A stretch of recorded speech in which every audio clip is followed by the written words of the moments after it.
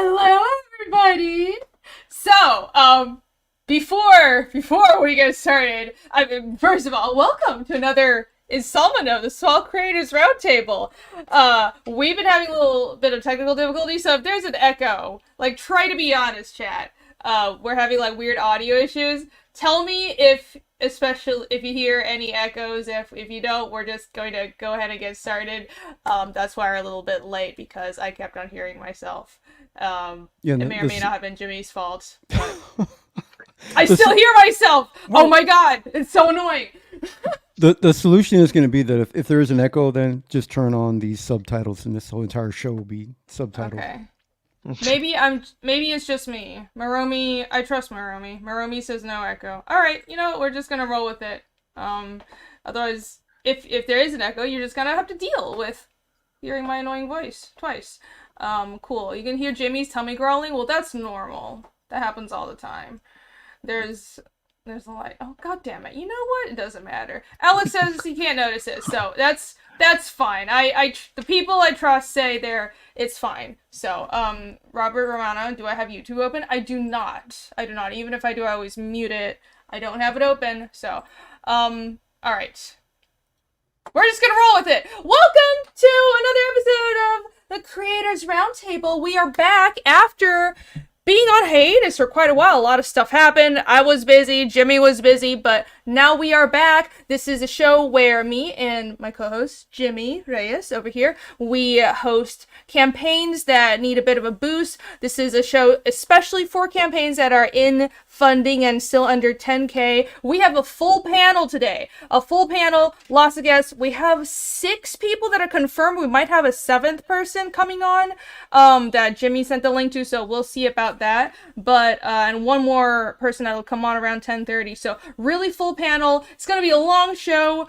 You're going to hear all about these books. It's going to be super awesome. And if you don't have time to stick around, even though you absolutely should, no worries. All the links for the campaigns are in the description, so make sure to click on those, check them out later, bookmark this stream. But I do hope you stick around and watch everybody pitch these books. It's going to be a good one. And thank you for the links already.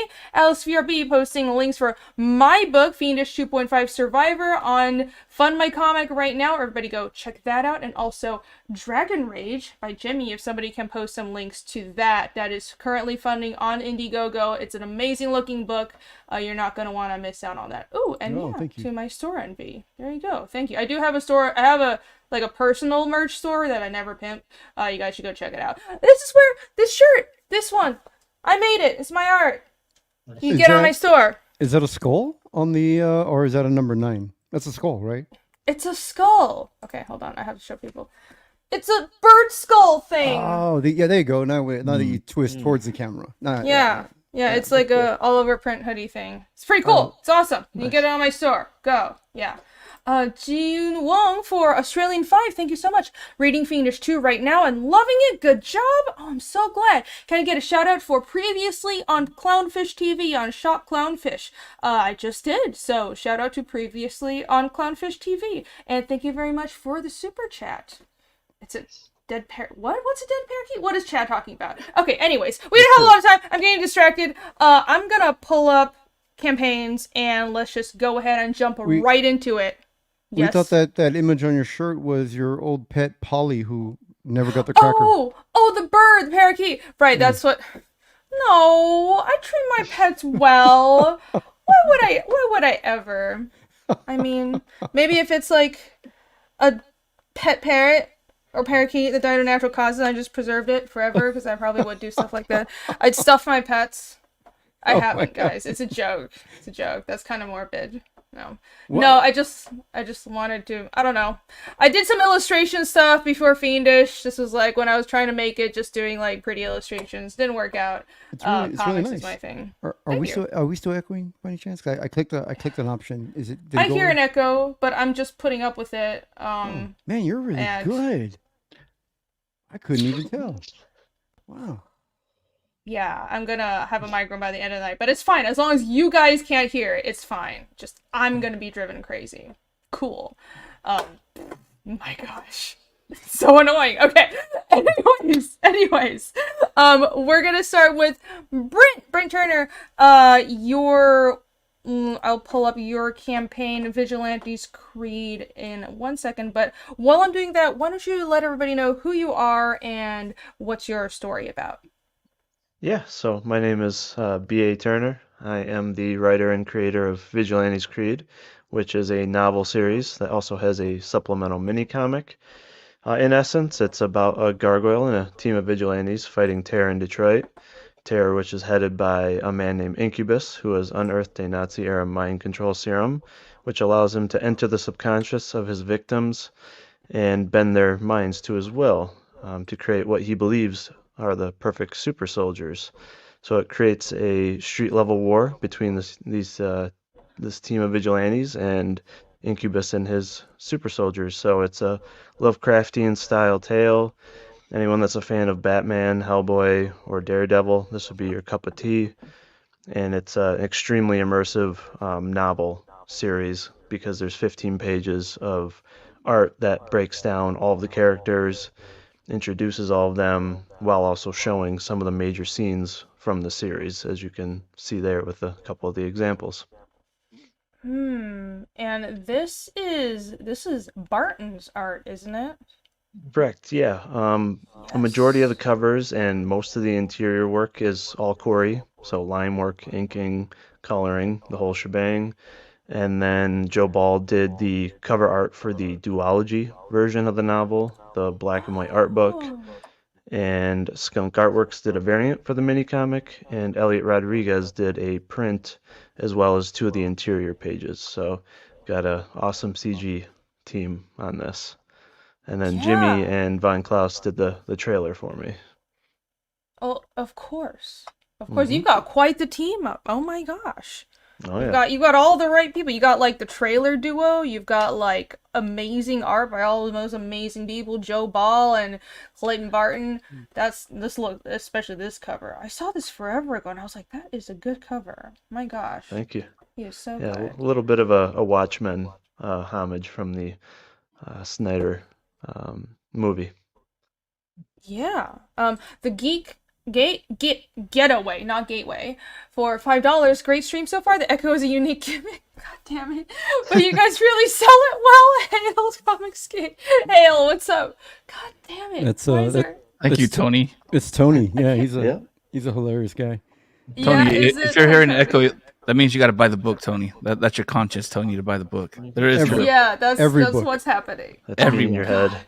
Yeah, take all those super chats, Tony, and support CG. That's right. That's right. Back this book right now, and back all the books that are in the description. I'm so sorry about that, Echo. I don't know what's going on. Before the show, we narrowed it down to being Jimmy, but I don't know if it's still him. I'm the only one who doesn't hear the echo. No, I'm just kidding. I hear the echo every now. I hear it every now and then, only when certain people speak. I'm so confused. Yeah, and Snarticon, he says he doesn't hear an echo either. He's like mute me anyway. Is this one of those dog whistle thing? Not like, in Twitter crazy people sense, but if you're like your hearing is half gone, like me, or I don't know, people that listen to loud music, you don't hear it, but then some people can hear. I'm married and a grandfather, so I can learn to tone out noises. You're a grandfather? You didn't know I was a grandfather? No. Yeah, You're a grandfather? My grandbaby's 10 years old. She's gonna be 11. Damn. What? Yeah. I don't believe you. You're shitting me. Babyface Jimmy. What? Yeah, you don't look like a grandfather. Oh my gosh, Ethan's in chat. Hello. What's up, Ethan? How do you get on Rainey's show? Just tweet. Well, this is Small Creators Roundtable. This show is especially for campaigns that are under 10K in funding right now. So this is for awesome comics that need a boost, particularly need a little bit of a bump right now. But I do promo shows every Wednesday. So let's see. How do you get on Reading's show, Ethan? Let's see. First you must have Ethan, if you want on, you're welcome on any time, just so you know. I'm not giving in that case lead. That wasn't clear. I'm not giving obviously. First, Ethan, you must have a top-selling title with Jeff Johns at DC Comics. You got to be at DC maybe for like 29, 30 years, and then we'll talk. At least have one fulfilled campaign. Hail, everyone's saying hail. Jimmy's telling the truth. Okay. I still don't know if I should believe Jimmy. I don't think, not this specific show. I don't think Ethan needs my help. I don't think Ethan's project. Welcome anytime. I think the first maybe 20 seconds. That's what I was going to say. About under 30 seconds, you're out. You're out. Though. Yeah. Wait, what?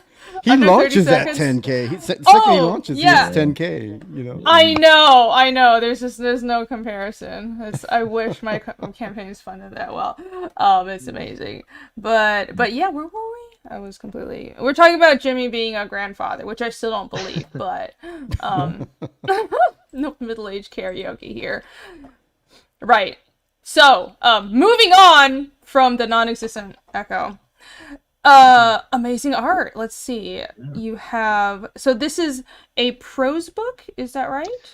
Yeah, so there is book 1 and book 2 in prose, and then there's this duology version, which is both of them put together with the Joe Ball cover, and then there's the mini comic, which is 15 pages of art that depicts the major scenes, introduces all the major and supporting characters. So the whole idea behind this is to give everybody a taste of what they can expect when I do a full comic issue, quality-wise, right, with all the art and everything. And then also so that, when you're reading a novel, a lot of times you're trying to piece together, how do these characters look? What does the scenery look like, right? And that can actually be a distraction in and of itself. What this does, it actually provides the imagery for the reader, so they know exactly how all the characters look like, the color tones, everything, so that as they're reading, they can focus on the context, on the action and the scenes, and play it out like a film, so that it's more immersive and a lot more exciting. And all the feedback so far has been extremely positive. People are really happy with the mini comic and how different and unique it is. So for anyone that's ever been a novel reader or would like to have an exciting novel, because I know some of them can be pretty daunting and pretty hard to read, I definitely ask that you guys take a chance on this one, because it's going to be unlike any other prose book that you've read. Can we go back up, Arini, to the image right above that? I like how your project comes with a handbook for ED. Men, you are going to want to back this book, guys. Thank you, Jimmy. We really needed that pointed out. I thought you were going to talk about how captivating this image is and how the cross-hatching is so well done, and the details are just beautiful. Look at that. And look at those mysterious runes. You guys know I love my mysterious runes, but Jimmy's over here are like, ED, How much for that potion?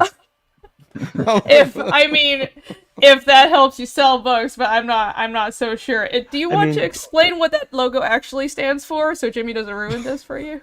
Well, this book might get you a little hard. That's what the gargoyle does, right? He can turn any part of his body to stone at will. So a lot of references in the book, but not intentional. All right. But it's actually an E and then a C backwards. It stands for Iphigenian Custos, which is in Latin the statue of the guardian, because he is actually tied to a statue that is on top of a cathedral. And so there's some symbolism in that. So a lot of biblical and supernatural lore. So you're not just getting like a high-octane vigilante tale. You're also getting a really in-depth backstory about how this gargoyle came to be, how he's tied to this grimoire, and as well as archangels, etc. So it's much, much different than like the Gargoyles TV series. It's strictly like biblically tied versus like a medieval story. Right. As much as I did really love the Gargoyles TV show, this is like that, but grown up and more historical references, right? That's kind of what I'm getting. It actually does sound really interesting. All all jokes aside, it sounds pretty cool. Sounds badass. Yeah. And then, one thing that's unique about Dread Knight, the gargoyle, the main character, is, unlike kind of the no kill rule that Batman has at times. He has the ability to sense if someone still has a soul or a sense of humanity left in them. And because he's tied to archangels, he's unable to kill anything with a soul. But if these super soldiers go through enough of these mind control serum treatments, they can actually lose their humanity, which takes that rule off the table if need be. So there's some kind of unique twist to that kind of no-kill rule, and having that kind of moral guideline in regards to killing a human, because at some point these super soldiers actually aren't human. So. All right. It sounds like you've thought a lot about the lore. I mean, I love that kind of stuff. So is this this? Let's see. Is this a Joe Ball cover, by the way? Oh yeah, and Oh, you can't I do it like here, but if that. you flip it upside down, it has action going in both ways. So on this book, actually I have it here. If you Hold on, let me turn the full cover screen it. around, it's in the other direction. So it works in this direction, and it also works in this direction because he has so much action, or different perspectives on the Oops. cover. Yeah, I see. And hello, Paul. Hi, thanks for joining us. What is up? Hey, what's up? What's up? Let's see. So that is cool. I think this might be one of my favorite compositions by him. I love that. And all the detail. Like, I love collage and, like, combination covers like that, but they're really hard to do. Kind of adding meaningful elements in there that aren't just there to look pretty, but actually tie into the story. And, like, with the cross and everything, it seems like that's spot on. He really integrated story elements in there. And when you flipped it, the cross flipped as well. So that was pretty cool. Like it was like a yin Yeah. and yang. Yeah, that is such a cool idea. So it's 2 novels and a mini comic. How many installments do you have planned for this project? So next step is to have the third novel, which is going to be an indirect spin-off based on a character that's introduced at the end of book 2, and then I plan on doing a long series of full comic issues.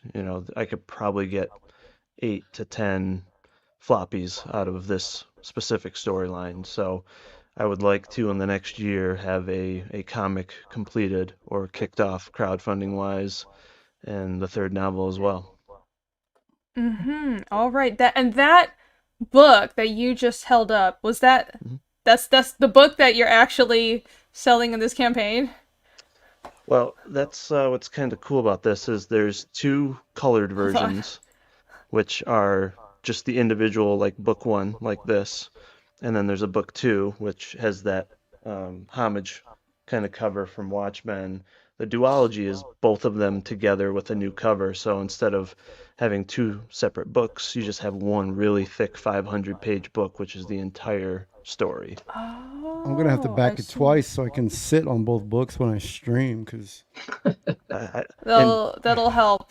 that might Or help. you can- People that have backed this, I tell you, when you receive this, you don't know if you've received a brick in the mail or some books, because it's over 4 pounds of Like, product. damn, they're still making phone Holy books? crap!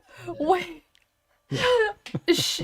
I hope you charge appropriately for shipping, because that's gonna be really expensive. $5 for the book and a Oh 300 my god! 300 for shipping. Damn, those are some thick books. Holy shit! But that's a lot of material. Yep. Impressive. How long have you been working on this? I started it back in 2016. It took me about 5 years to write both books, and then I wrote them like while kind of traveling the world a bit. So I wrote a third of it in the States, a third of it in Russia, a third of it in Germany, and then along other business trips as well. So it about 5 years of writing, 2 years of editing and working with a professional editor and a writing coach, and then a year to do the mini comic with Corey. Oh, nice. Russia and Germany. I have so many questions, but I'm gonna not get into it because travel, it sounds like you've been all over the place and I would love to know more, but that's fascinating. You basically travel the world, and worked on the story, and it's been what, 6 or 7 years since you started, right? Yep. Awesome. Well, that's let's somebody see, I'm gonna dedicated keep to their IP, finish. man. That's really cool to see that, you're sticking with it. You're not going anywhere, Yeah, I live and breathe this IP. I mean, it's the only thing I want to do at the moment. Like, I'm not interested in doing, novellas or little stories in magazines or anything like this. Is the only thing that's on my mind. So I'm I grew up on 100% committed. novellas. Ah, Yeah, man. don't diss the novellas. Yeah. No, but that's I like that dedication though, because you guys know me. I also have one project that I'm committed to, so I really like that you have the same approach here. And you have a 5-page sample too, so that's great. I think the hard part about selling a prose book, even with illustrations, is with a comic you can kind of sell your comic if the art looks really cool, and at a glance with a few sample pages you can see, well, does art look good, does the action flow, and if you at least have those few things, then it's it's going to be a good read. But with prose it's a little harder, and I think this is really smart, especially because you have so much material. You have samples right here, so that's great. Everyone go and read this sample. I'm sure you will definitely be incentivized to back this. Absolutely, yeah. It's the scene where he first transforms into a gargoyle, so it's pretty gritty and pretty intense. So gives you a good taste. That's the one book you could be at a convention and SJWs try to, argue with you. You can just hit them beside the head with that book. Oh yeah. Right. If you need a weapon for self-defense, back Vigilante's Creed right now. And I also have a lunchbox too, so the lunchbox could definitely be used. So. Wow. Oh, can you put the books in the lunchbox? I mean, the books look like they were too big. Can you roll them up and put them in a lunchbox and then whack somebody with it? No, I think you could put the lunchbox feel like I'll need in that. that big book. Is what I think. As a But bookmark. I do put a 500 piece puzzle inside the lunchbox for a couple of the perks. So yeah. Wait, really? Yeah. Wow. Oh my gosh. Okay. Well, I mean, speaking of, you have character profiles. Cool. I like that. Ooh, and here's the team. Hey, look at that. Look at Joe Ball being all cool and stuff, smoking a cigar and shit. Okay. Anyways, this is Look at Corey using his grinder profile. I know. Oh, no. I love the contrast between Joe Ball and Corey's standing in front of Dragon Ball Z statue. Okay, anyways, enough making fun of our friends. Right, speaking of the available perks, so you have a lunchbox and you have a puzzle. Let's run down what perks people can get over here. Yeah, so since there's so many physical items with the 3 mini comic versions, the 3 different novel options, right? There's any combination you might like, and there's also the individual options as well. The top perk there, the Let's Get Physical, is the best bang for your buck. You get both individual novels, the colored versions, all 3 mini comic variants, plus 4 free art prints and 2 free oversized bookmarks and a trading card, all for $50. So like a $10 per item cost essentially. And then there's the individual there's the individual options. Obviously a lot of them. The duology book by itself is only $30, or you can get the duology plus a mini comic. I think it's $35. Or all 3 mini comics in the duology for $40. So lots of options. And then there's 2 really big tiers which have the lunchbox, the puzzles, some large posters, some metal signs. So yeah, a lot of options. And then all the Joe Ball sketch cards and original art is sold, but there is still the Skunk Artworks massive painting that's available. So for anyone that likes to collect art, that's there. Do you have a larger picture of that, not the mailbox? Why am I calling it a mailbox? The lunchbox. A mailbox. Someone should offer a mailbox in their campaign. I dare you. I have one right behind me, actually. 1 second. Yeah. So I like your perk names: Complete and Total Justice and Ultimate Justice. What would be a next step up from that? Infinity Justice? Absolute complete justice into infinity. The lunchbox. Oh, wait, you're showing it. Okay, let's see. Oh, shiny. There, but... Wow. So, yeah. That's beautiful. Is there anything on the Do side? people... I see a lot of people offering lunchboxes. Is that like a thing? That a thing now? People... Yeah. I've seen a few other campaigns offering it. I don't even know. Yeah, some people do it. I like to do it for this one because it's kind of a 90s vibe, right? Image style artwork, and a lot of us grew up with, having Superman and Batman lunchboxes, so just something kind of fun that you could either, put up on a stand or even give to your kid. My kid puts all of his toys or his little toys in one of them for fun, so. Yeah, I had Ghostbusters. Yeah. Well, as adults, we can put our little toys in it too and keep it in the bedroom drawer, organized. I don't know where you're going with that, but yeah, you could. Yeah, your figurines and your ED and... medication. Full circle. Well, my book is that medication. It's in his drawer. It's we can all have our own interests. Yeah. I was gonna be like, oh, my Pathfinder figurines, because that's my whole life. You should have done like Adam Sandler in that one movie where you open the lunchbox and go, and you can put your weed in it. That's where I'm at. That's what I was thinking, but yeah, it would be perfect for that, for sure. What movie was that where he girl, where he changed into a girl? Oh god, the hot chick. You haven't seen that, Rini? I don't know. No? I don't know why you're trying to ask me. I haven't seen it. It's a good movie. It should be on your list. You gotta watch it. My list is too long. I have like about 50,000 movies I'm supposed to see. That right. Hyper Wizard, you have terrible jokes. That's absolutely terrible. It's unofficial Bogan raid. Cool. Well, I don't know why Michael didn't just officially raid us, but thank you everybody who's coming over from Michael's channel. Welcome. Cesrin. Welcome. I don't think I've seen you around, but glad to have you here. Ask if they can just get the lunchbox. Is that possible? So right now it's as an add-on or in those two large bundles. So you could, if you wanted to just pick up a $10 mini comic, you can do it as an add-on. But I've been meaning to add the lunchbox and the puzzle as a perk at this point, just for the folks that might want to come back, in case they've already backed it, so that they can just pick up those individually. So I'll try to make sure I do that this week, so that's an option for folks. And then just a reminder that lunchbox, you said, does come with a puzzle inside of it? It can, yeah. The puzzle is also an add-on option. I ship it inside the lunchbox and a bunch of foam and all that good stuff. But yeah, I'll have that as an individual perk soon too. So can you buy the puzzle and then add the lunchbox as an add-on? Is that an option?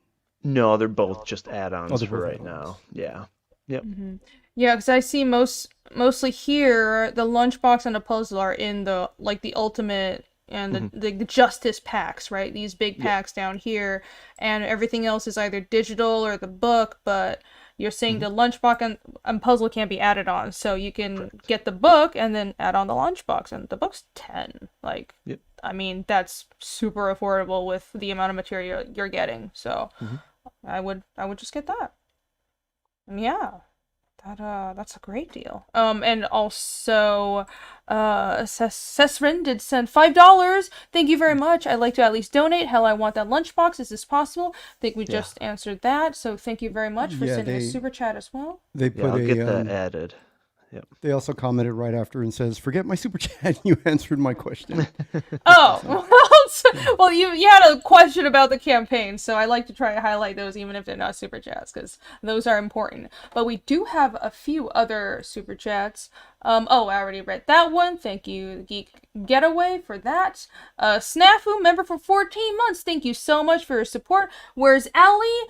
I assume she's busy. She's usually not on the Wednesday streams. Also, why did you break John's heart? I didn't. I don't know what you're talking about or what's wrong with him. I didn't do anything. Barb Rogers, Miss Solar Terror, thank you so much. Gifted 5 memberships. Barb Rogers is always here gifting memberships. You are awesome. Thank you so much, Barb. And Chris Bacon, just want to shout this out real quick. I'm about 40 pages into the first book. It's quite good. So this is a recommend from Chris. Thank you. Thank you. All right. And Zeno just backed. If you just backed, Oh, wow. Thank you. shout it out. I'll pull your comment up. Let us know if you're backing this book now, and you definitely should because it looks And fantastic. I forgot to mention, I'm fully stocked up, so anytime you order, it ships out within 2 business days. So, like, that order will go out tomorrow. No problem. Awesome. All right. That sounds good. I know people like the sound of that. A Snarky, member for 20 months. Thank you so much. So many member chats today. Thank you. Well, it is the new year, so I guess everybody's getting their January member chats. Thank you, Snarky. Rini, do you think you're echoing because your mic is damaged when you squeed over Nugget? With the amount of screaming that I've been doing into my mic, I think it's fine. I mean, if it was gonna break, it should have broken a long time ago, but it's a possibility. It's a possibility. Or maybe that your squealing just caused the ringing in our ears. Maybe we're just hearing it now permanently. That's true. I could be deafening myself. That's more likely. Where's Narwhal? I don't know. He's in Portland-ish. Oh, that sucks. Yeah. Well, he's not technically in Portland. He's like a little outside of it. I know, poor guy. But we'll be doing Creative Blog tomorrow, so you'll see him there. Yeah. I don't know. Don't worry. Everything's cool. Don't worry. All right. Is there anything else that you'd like to shout out for this campaign? Just, one thing I always say is, there's so many great, indie comics out there, right? I mean, everyone that's on this panel, but as you know, you can get through a comic, in like a day or so. There's a lot of empty space, throughout the year as we wait for all these great projects. And I think my novel is a great option to pick up in between because it's going to give you days, if not weeks, worth of entertainment. So, if you're looking for something different, please consider it. And I'd love to hear everybody's feedback on it. Fantastic. I like the sound of that. Definitely is that's a thick book. That's a thick boy that you're holding up. So it's 6 or 7 years worth of work. So I'm sure it'll definitely be worth your investment, everyone. So everyone check out Vigilante's Creed. The link is in the description. And thank you so much, BA. No, thank Look you. really guys. awesome. great Yeah, looking thank book. you. Thank you. Yes, it really does look good. And I mean, I like my dark fantasy, Lovecraftian horror stuff, so I mean, I need to make sure I back this because I don't remember if I did. It's a That must happen. 4-pounder. That's a big one. Also, it's a weapon. It's a weapon. True. Jake says, I'm hosting this week. I do remember. I'm trying to not think of it because I have this show to do first. Thank you very much, Jake. I'm hosting the blog tomorrow. I'm gonna die. Okay. All right. And then, next, moving on, I'm trying to figure out how did this... Oh, hey! Dave Brink is here. Hello! What's up? Oh, what's Good up, morning. Good morning, guys. Good morning. Good morning. How are you doing? All right, Dave, be honest. How long were you in the green room back there waiting to come up front? No, just 1 minute. Oh, Oh, that wasn't that bad. I thought like I left you back there forever. it was your but chance to that throw was Reedy less- under the bus, man. You should have said this in the beginning of the show. Yeah. Oh, sorry. You missed it. Let's try again. You were there the whole time. Oh, should I kick you so you can come back in and say that? Okay, here we go. All right. Oh, there's someone in the back room. I wonder how long they've been there. Holy Hello, shit. what's up, Brink? How Wow. long were you there? I've Oh, been it there wasn't for too 1 hour. long. Oh, it's horrible. The show hasn't even been going on an hour. That's weird. Oh, okay. He was early. Yeah. I don't even know. I don't even know. Hello, guys. Hello, what's up? Good morning. Thank you for being here. We are onto our second campaign. We will do, let's see, Seedy Creek with Steamboat Willie. Oh, Let's see. Yes. All right, that's me. This is brand new. Let us know what this campaign is about and who are you and who is your co-creator? who is actually the person Sure. who recommended this. Hi, I'm Western Penman. Created this with Legal Mindset, Andrew. Unfortunately, he couldn't be here to promote this, so I'm here in his stead. His day job duties as a lawyer called. So this is a little bit more unconventional. As many of you probably heard, Steamboat Willie has entered public domain. So this is a project we're doing. It's a storybook in the style of like a children's storybook. And yeah, after 100 years, Steamboat Willie and his friends are free. So all of the characters in that original little short film are going to be in this book. He's going to be guiding us down Seedy Creek, which is this corrupt government that definitely doesn't have any similarity to a real company.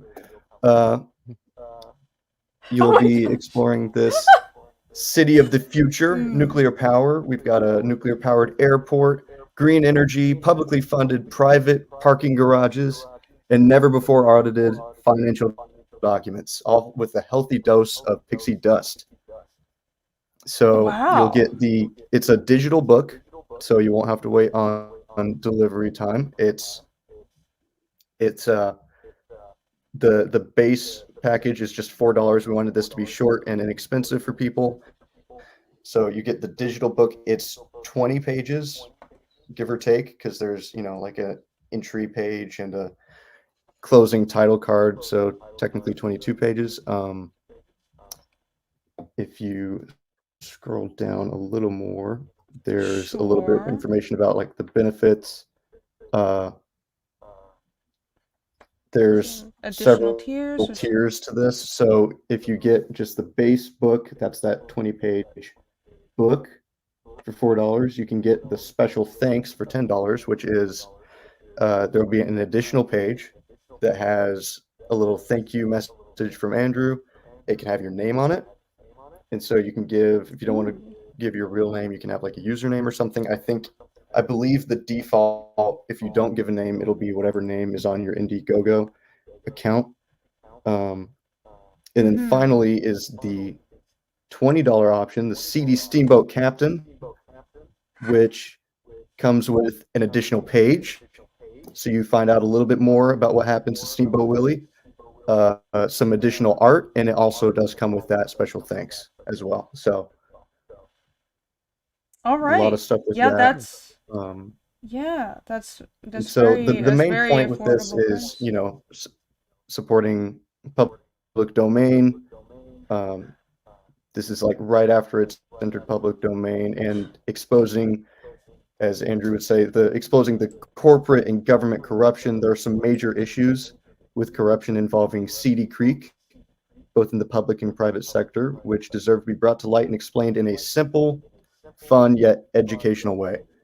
And of course, we have the disclaimer that this is not in any way associated with any corporation and should not be seen as implying any form of corporate branding or trademark. Hi, Bob.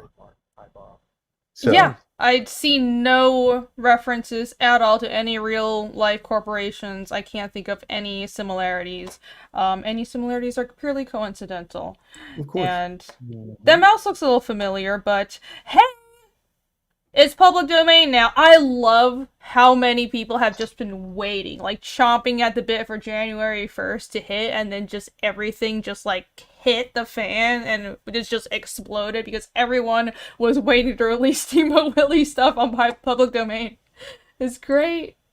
Oh yeah, Twitter's been flooded with Steamboat Willie stuff lately. And so what makes this so neat of a project and why I'm so excited to be a part of it. So if I didn't mention it already, I'm the illustrator for it. Andrew made all of the story for it. And what makes it so neat is that, you have him entering public domain. So even if it was just a silly little story about Steamboat Willie going down Seedy Creek and dealing with all of that, that'd be fun. But then you add onto that all of Legal Mindset's expertise with this. Like, this is his wheelhouse. Like, he's been covering Disney and everything going on with that for a while now, and this is a fun little simplified take on it that kind of summarizes a lot of it in a neat way. Yeah, if you guys don't know Andrew's channel Legal Mindset, which I don't know, his channel's like has tons more subscribers than mine, but go check it out if you want. He's an actual lawyer and he has a lot of knowledge about corporate stuff, especially Disney is his specialty, so his channel is just chock full of commentary on Disney and a lot of entertainment business stuff, and it's very informative. I like listening to kind of stuff, so I feel smarter than I actually am. Also, he's really nice. He had me on to promote FIENDISH, so go check him out, everybody. And he's the writer. You're right, this is his wheelhouse, and I'm excited. I'm sad that it's 20 pages, you said? Yes. There have been a lot of more. There have been a lot of requests for a sequel and stuff, and that very much could be a possibility depending on how well this one does. And I've been told to tell you all that there is a fun little aspect of this that I believe right now funding is at $1,575, and I've been told to say if we can reach $1,800 within the next 24 hours, you, the host of this show that I'm on right now, can get a fun little Easter egg put in the book of their choice. So it can be a little Steamboat Willie art style version of y'all in the background of a page somewhere, or it can be a character of your choosing or something like that. Ooh, Steamboat Willie should be wearing us? Steamboat Willie should be wearing a hoodie with Rainy's late parakeet pictured on it. With my dead pet bird on it. Yeah, with your dead pet bird. Yeah. Yeah. Sure, let's go with that. I'll probably request a better actual thing if it does hit that. But 1,800 is what you said, right? Yeah, that's the goal. That's the goal. That. In the next 24 hours, Cool. if we can make $1,800, we can get a little Easter egg in there. Andrew thought up that idea, and I think it's a really neat way to just connect with the community and stuff. And it's a little thank you for letting us come on here and promote it. And yeah. Oh, that's awesome! I don't know. I don't feel like I need anything in the book, but I do think this definitely we should be able to hit at least 1,800, at least 2,000. I mean, I think this is 20 pages and it's a very reasonable price point. And I just enjoy dunking on corporations that are entirely fictional and not real life and totally aren't really hateable giant megacorps ever and everything. So I can't wait for this. I'd love to see it. Well, I hope you guys would back it. If it does hit 2,000, Snarticon suggests they should change the name to Steamboat Reenie. Huh. That'd be pretty good. It's not about me. That'll be weird. That'll be weird. No, a cameo or something would be enough. That's fine. That's fine. Yeah. A cameo. That'll be fine. That's so humble of you. Well, they said anything you want in it. No, not like a cameo of me of something that, you know what? Never mind. It doesn't matter. Jimmy, what do you want in the book? Why don't you tell everybody about your narcissistic choices? The dead parakeet. See how humble you are. So much power. Yeah. Are you? No, don't be. Nobody has ever regretted giving me power, ever. But anyways, this is getting weird. So do you have any other art to show from this? I know it's 20 pages. It's probably there's not a lot you can show, but if there is, there will be more coming. This is still kind of early in it. So here coming up soon, I'll be putting out more. If you follow me on X, actually, I just made an account solely dedicated to this. And so I'll be posting a lot of stuff on there. But yeah, we'll add more art to this that isn't just strictly a page, because we don't want to give away the pages to this, seeing as how it's so short. But we will be adding more art to it. All right, awesome. Looking forward to seeing more of that. And this is 28 days. Are you in the first 30? I assume so. It's January 3rd. We will be releasing this at the end of January, like after January ends, around there. Okay. And yeah, since it's digital, it'll just go straight out to people, and it'll be open after that for a while as well. Okay. Definitely need a Twitter account to promote. Yes, you do have a Twitter. I don't know if I posted it. I'm gonna find it right now. But if there's why don't you let everyone know, is there anything else that we missed on this campaign? And I'll pull up your Twitter and post it in chat so everyone can go follow you. So did you say it's only available in a PDF or in a digital format? As of right now, yes. Oh. There's been some talk about doing a print version, but as of right now, we definitely are doing the digital version. I can tell you that. Is there a stretch goal that you're setting for doing a physical version? Not yet. Like I said, I don't know all of the status. Andrew would be able to better answer that, but as of right now, I just know that we definitely are doing the digital version, and yeah, the different tiers for that. Okay.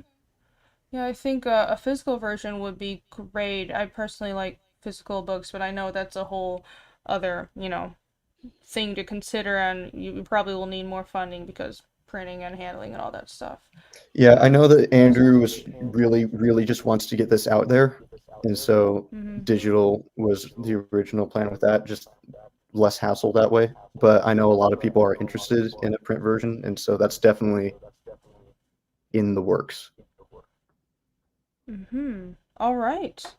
Well, hopefully, if everyone backs this and not only get to 1,800, but way more, hopefully, you have a whole month. So through the end of the month, you can back this. Definitely back it now if you can. I mean, it's only $4 for it's a digital book and $20 for the highest tier for it's signed, and you get a bunch of extra art and goodies as well. So this is a very, very reasonable price point.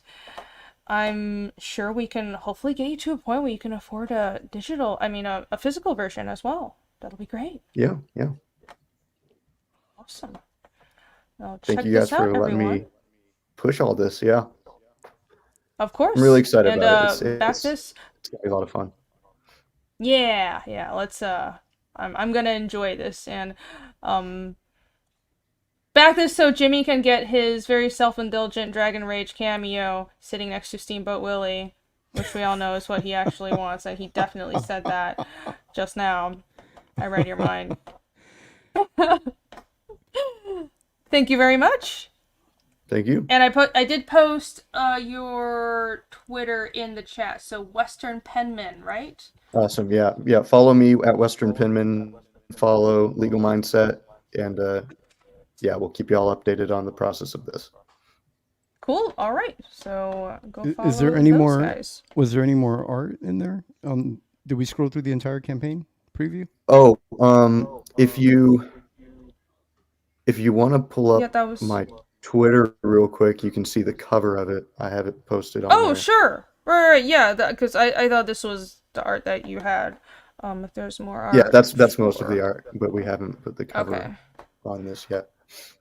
Yeah, I'd love to see more, but I know you're early on in the process, because it's kind of like public domain January 1st, and everybody's kind of rushing to just have some stuff out there, so I understand. Twitter. Will Twitter let me see anything with? Oh my gosh, no, it won't. Oh, Christ. All right, I have to actually sign in. I hate this thing where I can't view anything on Twitter unless I'm signed in. I could try and... Fine. I'm going to put the link to the post in the private chat. Okay. I'm on your Twitter. I see a funny image of a beheaded Minnie Mouse. I'm sure that's not what you were referencing. Yeah, it's a little ways down there, but I don't have too many posts to go through. Okay, if you can send the link, that would be great. Gotcha. Yeah. All right, I'll pull that up real quick. I like how accurate you emulated the style of the original animation. Oh, there we Yeah, go. the style has been really fun. It's really nice Oh. that the simplicity of it is a benefit, and it's also a little bit of a limitation, but it also lets you get a little creative with it, because we've got in the movie, there's Steamboat Willie, there's Minnie Mouse, there's the Big Pete is the big like bully cat character, and then there's some animals, but obviously in this we're going to have a little bit more of an extended story, so we're going to be creating a lot of our own original characters in that same style. So that's been fun to If that little create. that little floating tube that he's coming out of, if you had rotated it just a little more to the right, it would look like he's hanging 10. Oh my god. It's a missed opportunity there. Well, it's not too late. You haven't actually gone to production yet. So. Now we know why he's called Willie. I'm sure there's probably like 50 porn versions of this out by now already. Everyone has been chopping at the bit. I've seen so many game skins of Steamboat Willie, and like everybody's dunking on Disney and shit. I mean, Nameless Corporation is totally not any real life company. What am I talking about? Oh, Pixie Dust Land, yeah. Yeah, Pixie Dust Land. That's right. But cool. Yeah, I love this. This looks just like the original animation. Looking forward to this. Peenboat Willie. I'm surprised Jake wasn't the one that made the penis joke this time around. Yeah. Me too. Good job, Jimmy.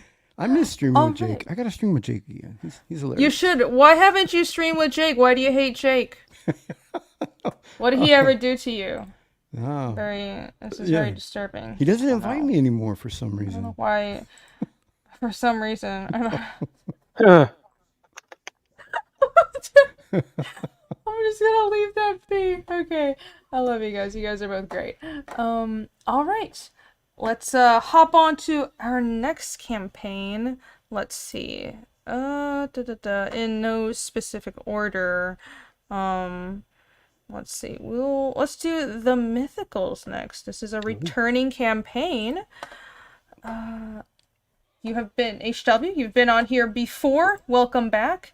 Thank you. For people who haven't met you before, why don't you let everybody know who you are and what is this all about? The Mythicals.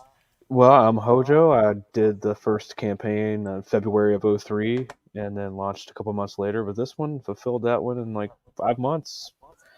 But the Mythicals, it's a supernatural action mystery that puts Nancy Moon with Level M, which is like a covert task force comprised of creatures from myth and legend. So if you like the Dresden Chronicles books and stuff like that, like the X-Files conspiracy stuff, and like, I guess you would say, I never read Hellboy, but it's been, people said, compared to that because of the whole BPRD thing. But, it's kind of like Ghostbusters. They get a call, a case, they go investigate. Book 1, Nancy was the case. She gets recruited.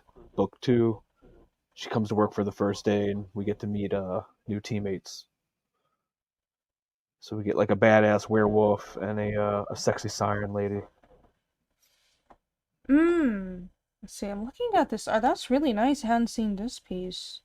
Yeah, that's Adam Miller. He did that. So it's going to be a metal print. Oh, sweet. Yeah, Adam Miller's great. He does these like painted pieces of everybody's campaigns. He's really good. Cool. I like your main character design. From the beginning, I just remember it's really simple design, but it's very memorable, and she's got these like elemental powers and stuff. It just really stands out. Did the cat have one ear? Yep. Good pickup. I stole that from Splinter from the Ninja Turtles. Oh yeah, I already Goo Goo Gaga'd over the cat last time, so I'm trying I already to do have that. I had those in already. Yeah. It's so cute. Ah, it's adorable. Yes. Yeah, but wait till you hear him talk, though. You might not say that. Oh dear. When the cat's standing on, we want to have the titles replaced. We want Fiendish and Fiendish 2.5 and Dragon Rage, The Crown of Fire. All right. Replaced on there. I mean, I wouldn't complain, but I'm not the one asking.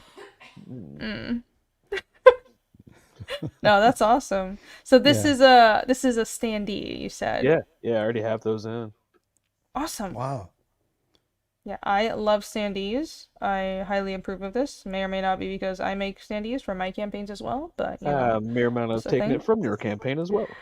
Oh, well, if you did, you're welcome. I am very happy about that. More standees. People should make more because they're awesome. I mean, it really is a cool thing. Now with like, I'm thinking of experimenting with 3D printing as well because that's also relatively affordable. But really, if you want a quick, lower price point toy or figurine, you can just do a standee.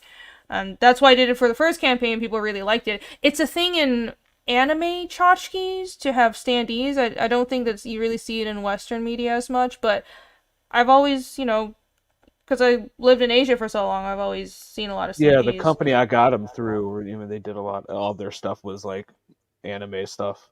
All their samples. And I eat a lot of Asian food, so I can relate to you, Rini. Yeah, you eat a lot of Asian food, so you know all about my culture now. Yep. Is that how it is? I feel like I'm gonna need a.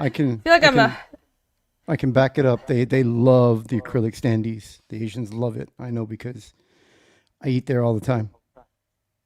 I think I need a new co-host. Does anybody want to be a co-host for a next roundtable? Like, I'm gonna take applications. Is your edibles? Yeah.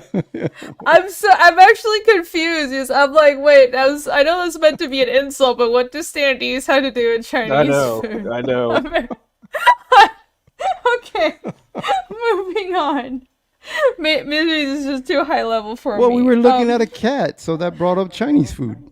Oh my god! Oh god! I'm kicked. Okay. So, new co-host applications. We solved the echo problem. I got you. I know, I finally don't hear an echo anymore. Holy shit! Goddamn, Jimmy. I'll have you know I'm Taiwanese. My people don't do that. Back to the campaign. Jimmy, how dare you? Let's try to get through this. So here are some interiors.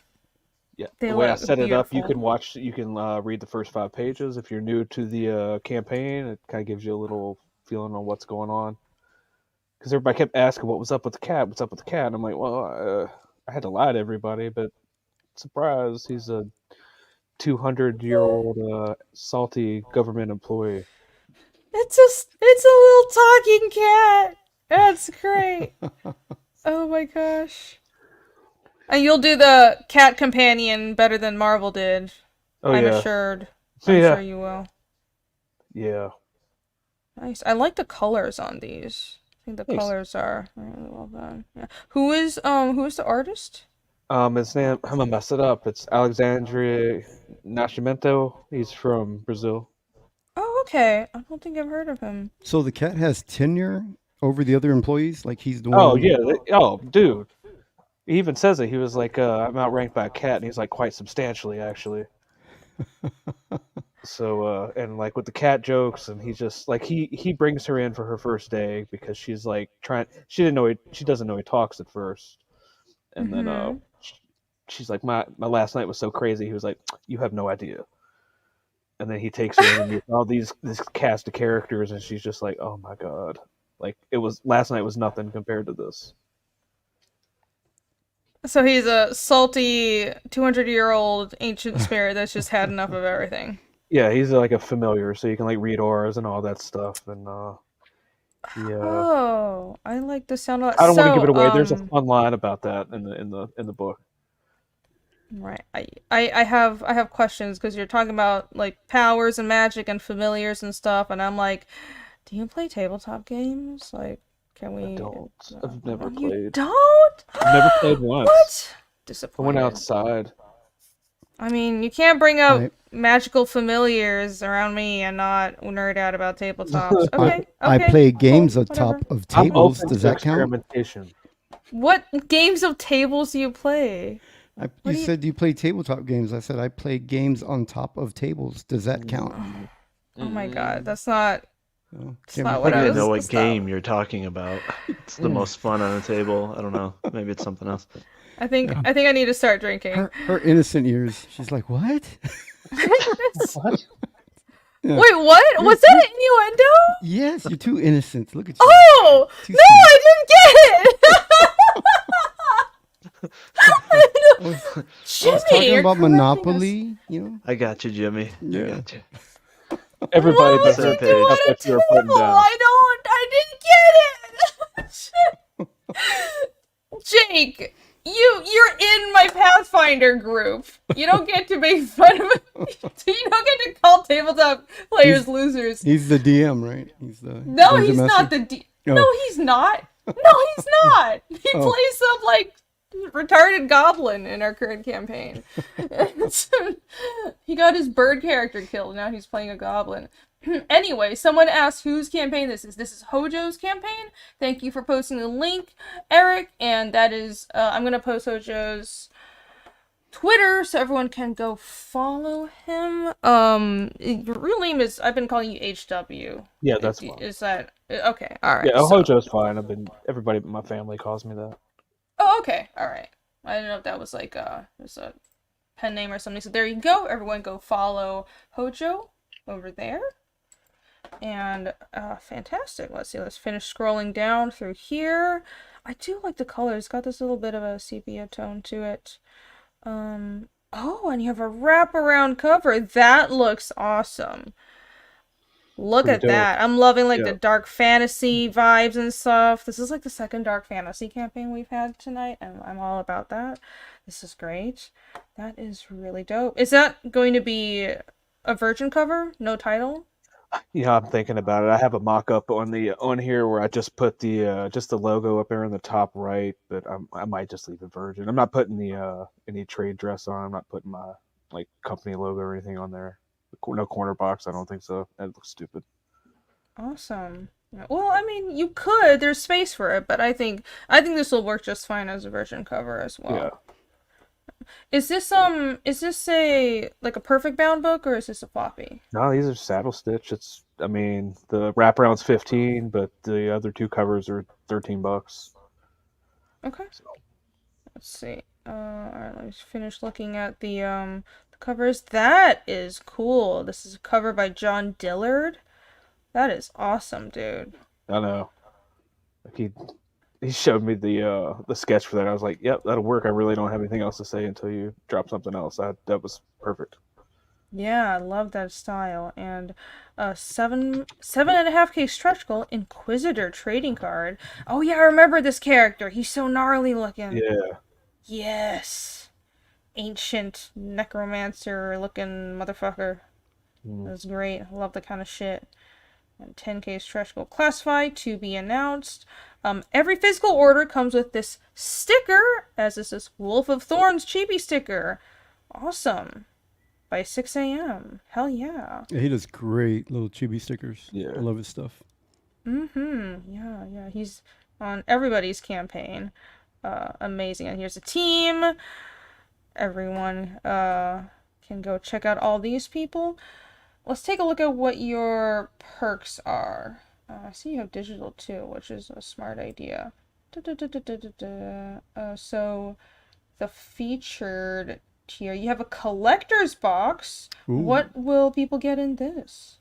So you'll get all three copies, all three covers, the stickers, the trading cards, the standee, and the Adam Miller metal print, and that little Eric Notowski piece that I colored.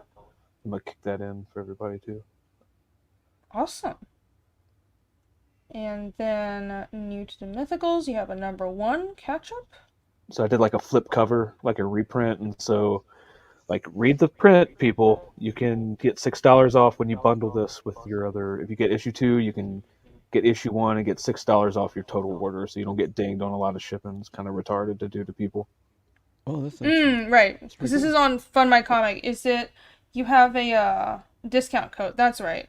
So that's the cool thing about Fund My Comic. And so even though Fund My Comic doesn't do add-ons, what you can do is use discount codes, and they're custom made for your campaign. You can custom make them for your campaign. Fund My Comic has a bunch of default ones as well, but I got one made, like a secret one made for the 2.5 Fiendish 2.5 campaign. And what those can do is you can offer these discounts to just your email list, or let people knock off the shipping costs if they add multiple items to their cart. So sounds like what you're offering here, so people can back this book and grab number 1 with any of the current campaign items and not have to pay overprice on shipping. Yep. Perfect. And all the add-ons say add-on only because they don't have shipping attached to them. So you're not going to get through and just get a $10 item and not pay any shipping. I will get it. I'll see it. But yeah, I mean, issue 1 kind of like had like a little peek through the door, and there was like a little bit too much exposition at some point, which, you know, issue 1s are like that with the floppy. But issue 2, we just like kicked the door down, so like you're gonna know what's going on, and like it's not gonna be so much like people talking in hallways or in coffee shops. All right. And then 15 plus shipping is Mythicals 2 or the wraparound. Yeah, and the wraparound's outselling the other ones like 2 to 1. Oh yeah, that's an awesome cover. wraparound. I like that guy's artwork. Yeah, and having the sword right on the spine, that is such a great idea too. Yep. Yeah, that's perfect. And Mythicals 2 and Vanna Verne. Did you mean to spell Greek freak with 2 E's? Yes. Is that like, what is that? I think that's the basketball player, they call him the Greek freak. I didn't want to trademark. I didn't want to steal his trademark. Oh, so okay. Yeah. I didn't want him to come and sue me. Right, and then they take down your campaign. Yeah, man, dude, I don't need nobody. Well, I guess it's Fund My Comic, so you could try to strike me. Luke Stone's gonna tell you to piss off. Yeah, Luke's good people, but I didn't even. There's a basketball player called Greek Freak. Yeah, that's why I said quotes. Oh, okay. Okay, all That's why I couldn't call him a grumpy cat. I have to call him Salty Cat. I don't need the grumpy cat owners to come steal my money. Right. Makes sense. That would be silly. Salty Cat is fine. I like that. Salty Cat is. Yeah. Sounds like my spirit animal.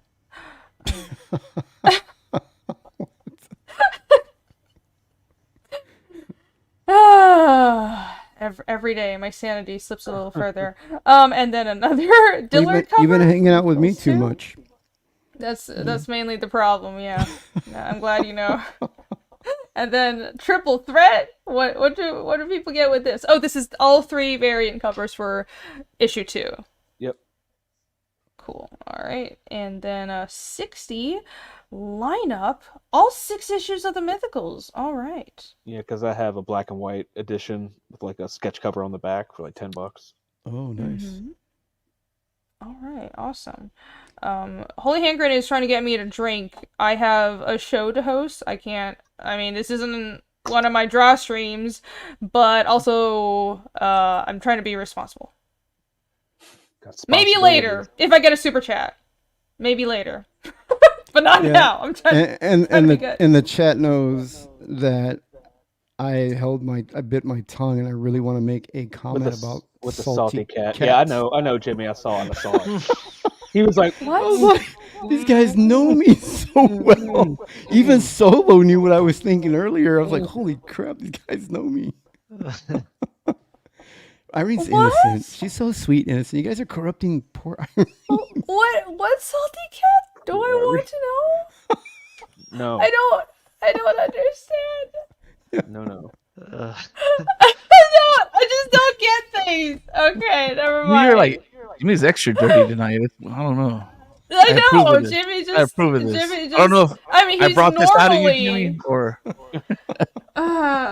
Jimmy is normally, he fires off like, I don't know, a dick joke every 30 minutes, but you're just on overdrive tonight. I don't know what's going on. Yeah. And I don't want to, but, well, anyways, thanks for that. I'm gonna move on from that. You have a digital tier for 8, that's awesome. Especially for international backers where shipping is a lot right now, so I'm sure that's much appreciated. Mm-hmm. And another digital PDF of number 2. And you can get all caught up digitally as well. Black and white issue 1. This is an add-on only. So how does that work? So you just put that in, you get issue 2, and you bundle that with it, or whatever other physical tier you want. You bundle that with it, and it will only charge you like $2 shipping. Okay. It's already set up. It's already baked in, I guess, as you would say. Okay, I see. Very cool. Oh yeah, I remember that black and white art. That looks really good. Yeah. That face is, I love it. It reminds me of like the stuff that I used to love, like Curse of Spawn and, Dwayne Turner, Danny Meeke, and like that art. I love it, man. You don't see art like that anymore. No, and the black and white really works, like with the horror aspect of the book. Yeah. Yeah, definitely. Because I didn't even I wasn't even thinking of doing a black and white, but the inker was like, I would normally wouldn't tell you what to do, but you should do this. Like, all right. That's what I tell my wife every day. There it is. Yeah. Right on cue. Yeah. Hey, as long as she's down for it. For her, Anna. No, the black and white art looks amazing. I wish. Do you have like a larger version of that art here? No, I don't see. Of that page, that particular page. Yeah, or any. You had them on the Mythicals 1 campaign, I remember. So yeah, I have that page. Let me just open up my Dropbox. Be cool if you can share that. Yeah, and that transformation's good too. I love it. That was Dylan, right? That's Dylan. Yeah, it's Dillard. Yeah. Or Dillard. Yeah. I don't know why I called him Dylan. But yeah, I love it. I love the transformation. It looks great. Yeah, that's the werewolf character. I love the colors on that one too. It's got this like purple tone to everything. Oh, you got a new backer. Awesome. Oh, did you? CJ says, yeah, they just backed. All right, so you just backed with goals 1 and 2 bundle. Thank you so much. Awesome. Thank you, man. Yeah. Great. Right. And then another add-on only.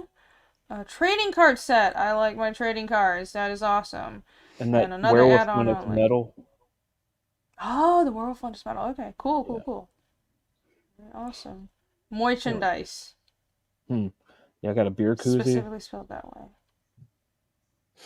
It says I drink and I read comics. What do you do? Ha! I like that. Very, very fitting. I like that. I mean, I brew beer as a side hustle too. Oh, you do? That's cool. All right, maybe you should, on the koozie, you should put hold my beer while I read this comic. That might be the next one. That's a good one. Yeah. That's a good idea. Nice. And another add-on, 6 a.m. stickers. That's this is from the first campaign. The first one, yeah. Yeah, cool. All right. And original art, yeah. Yeah, it's page 1. So you get to see him speak for the first time. Cool.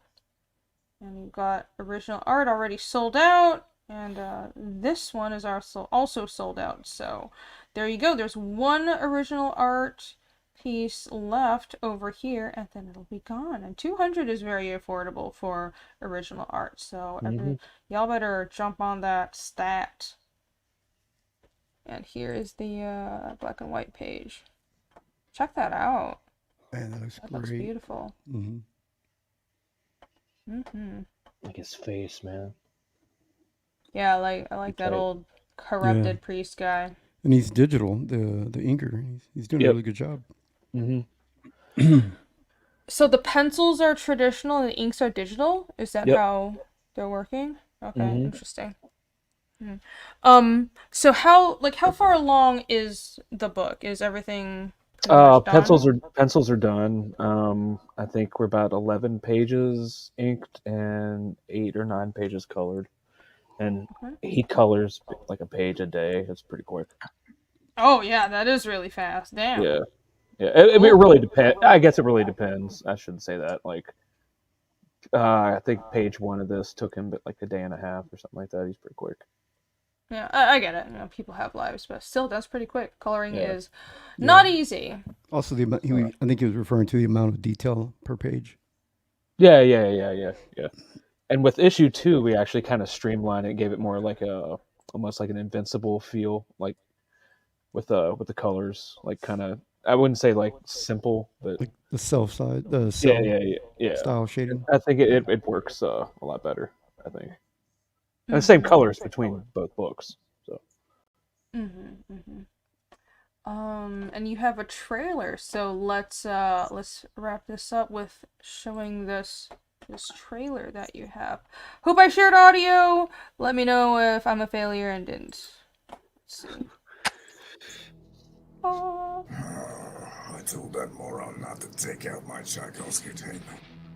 No matter, let's get started.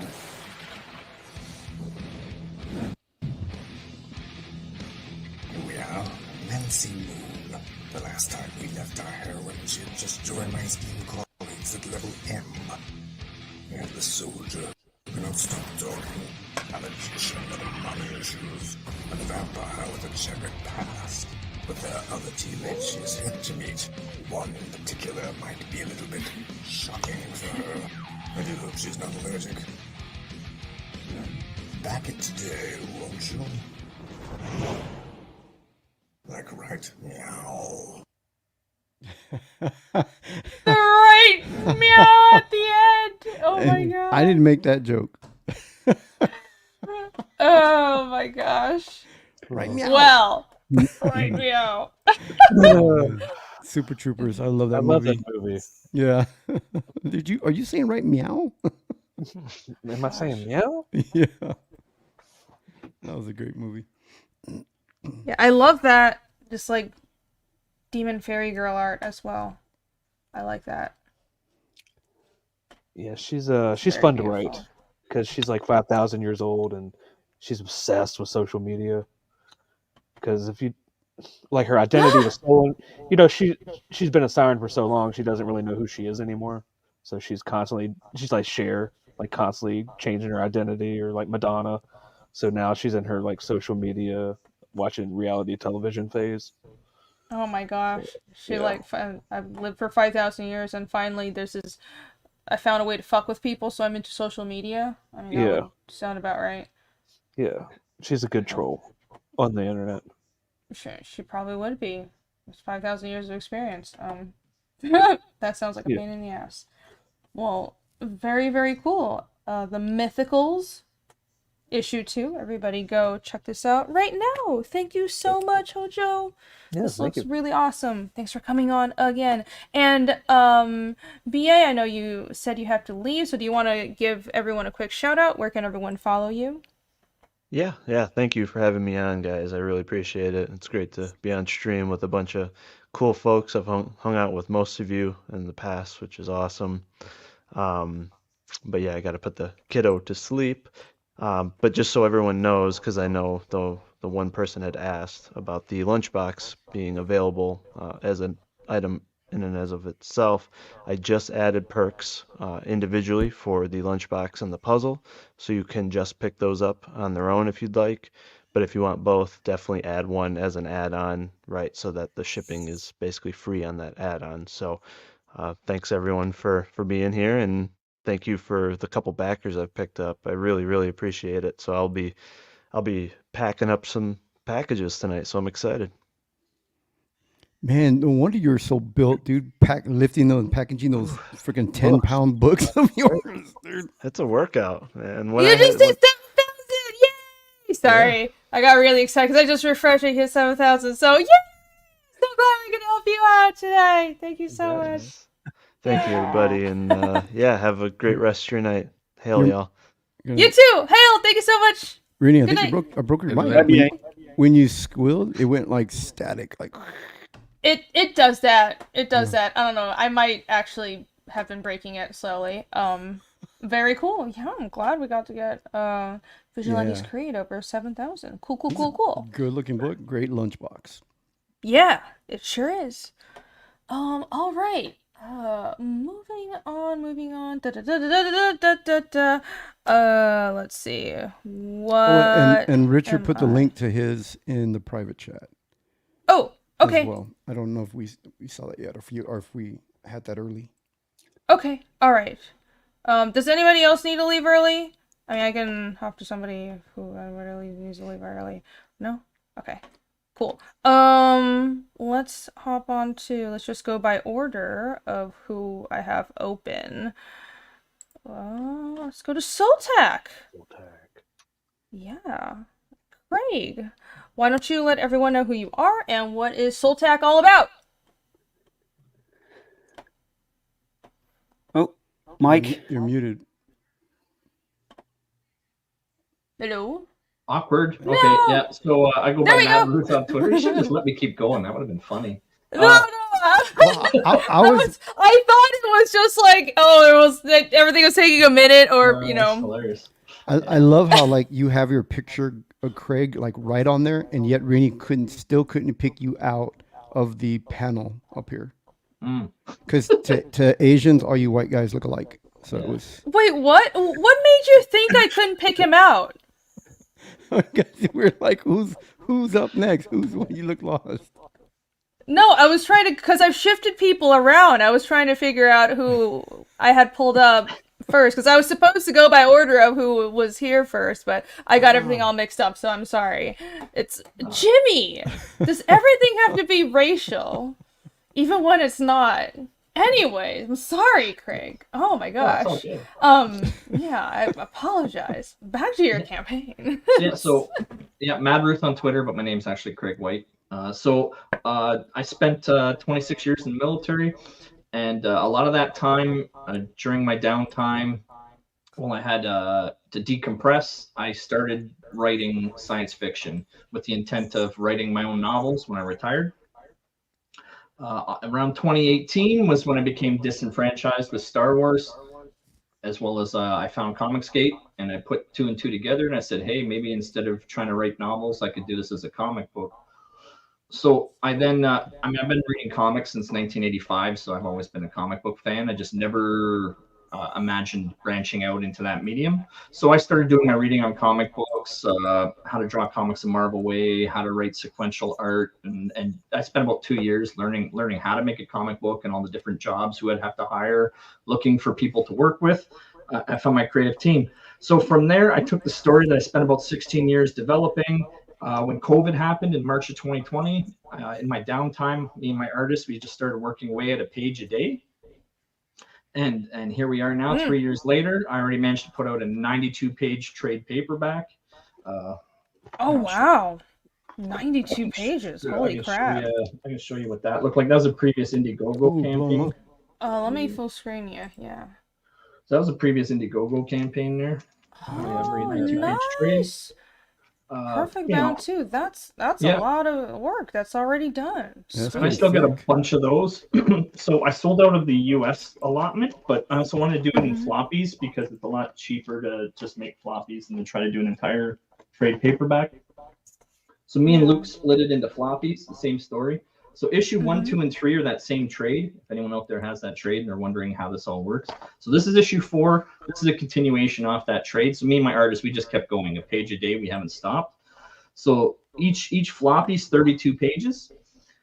We've been basically working at this all through 2023. We've only got 4 pages of line art left. And then I go off to editing and lettering, and I'm hoping to fulfill this March and April of this year. So, fantastic. Wow. Yeah. That's a quick turnaround and quick fulfillment. This is great art. Yeah, if anyone's into, like, I basically took all the genres of science fiction I love. So you'll feel Star Wars, you'll feel the Borg in there, Planet of the Apes.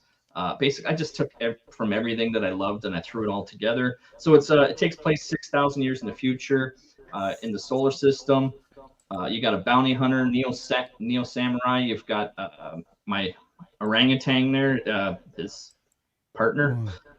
Yeah, I had to basically put that team together, do a hero's journey, and it's a very dark, action-packed sci-fi. Everything that I love about science fiction. When you say you put everything that you love in science fiction and all the genres, Not Zack Snydery, right? I mean, not. No. All right. This is far from Rebel Moon. This is. Dude, you better be glad you didn't say that when B.A. Turner was here. Yeah. He loves Rebel Moon. Oh my God, he loves Zack Snyder. Yeah, he posted. What he does? Oh God. Well, I'm glad we didn't have a on-stream fight over this. Well, I know. Nah, he's pretty good about it. Yeah, he's a cool guy. He takes it in stride because he knows it's true.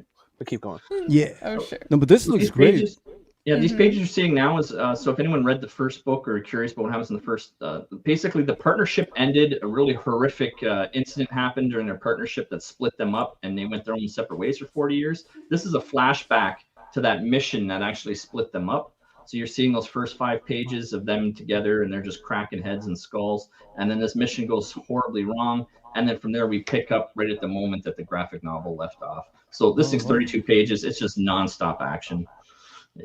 Sweet. I love this heroic pose of this guy and his orangutan partner. This is amazing. Yeah. I used this in a thumbnail, by the way, because I scrolled through the campaign. I'm like, this is fucking perfect. Yeah, I saw that.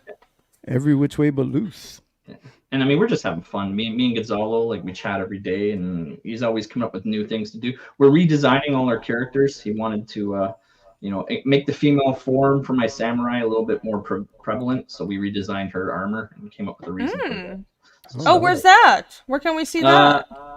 Well, you can see in those small thumbnail pages, but I don't want to give away in the book. That's sort of the middle element of issue 4, what transpires. So, okay. It's really good artwork, though. I promise you. I mean, you see the artwork, the cover art, all the interior pages, everything's exactly the same. Oh, you got Kurt Hathaway working with you? Yeah. Kurt Hathaway's my letterer. Yeah. Wow. He taught me a lot too about writing. I can't thank him enough. His first page. Oh, you got Red Valkyrie as your editor. That's awesome. She's great. Yeah, Shay and Sai. She's a good editor. They keep me in line. Like, they keep me from my my scatterbrain, and my thoughts will go all over the place. They very much ground the story. It seems so obvious once they tell it to you, but you need that second set of eyes to go through it. And a lot of times, just reorganizing the bubbles and, hey, if you move this to here to that page and that to this, like, they do a very good job. And there were no spelling errors or mistakes or anything in the past. Scatterbrain, that must be horrible. Yeah, well, I'm like a squirrel. I my attention's very easily distracted. So, well, I mean, everyone can use an editor. That's one of the You need somebody to tell you no.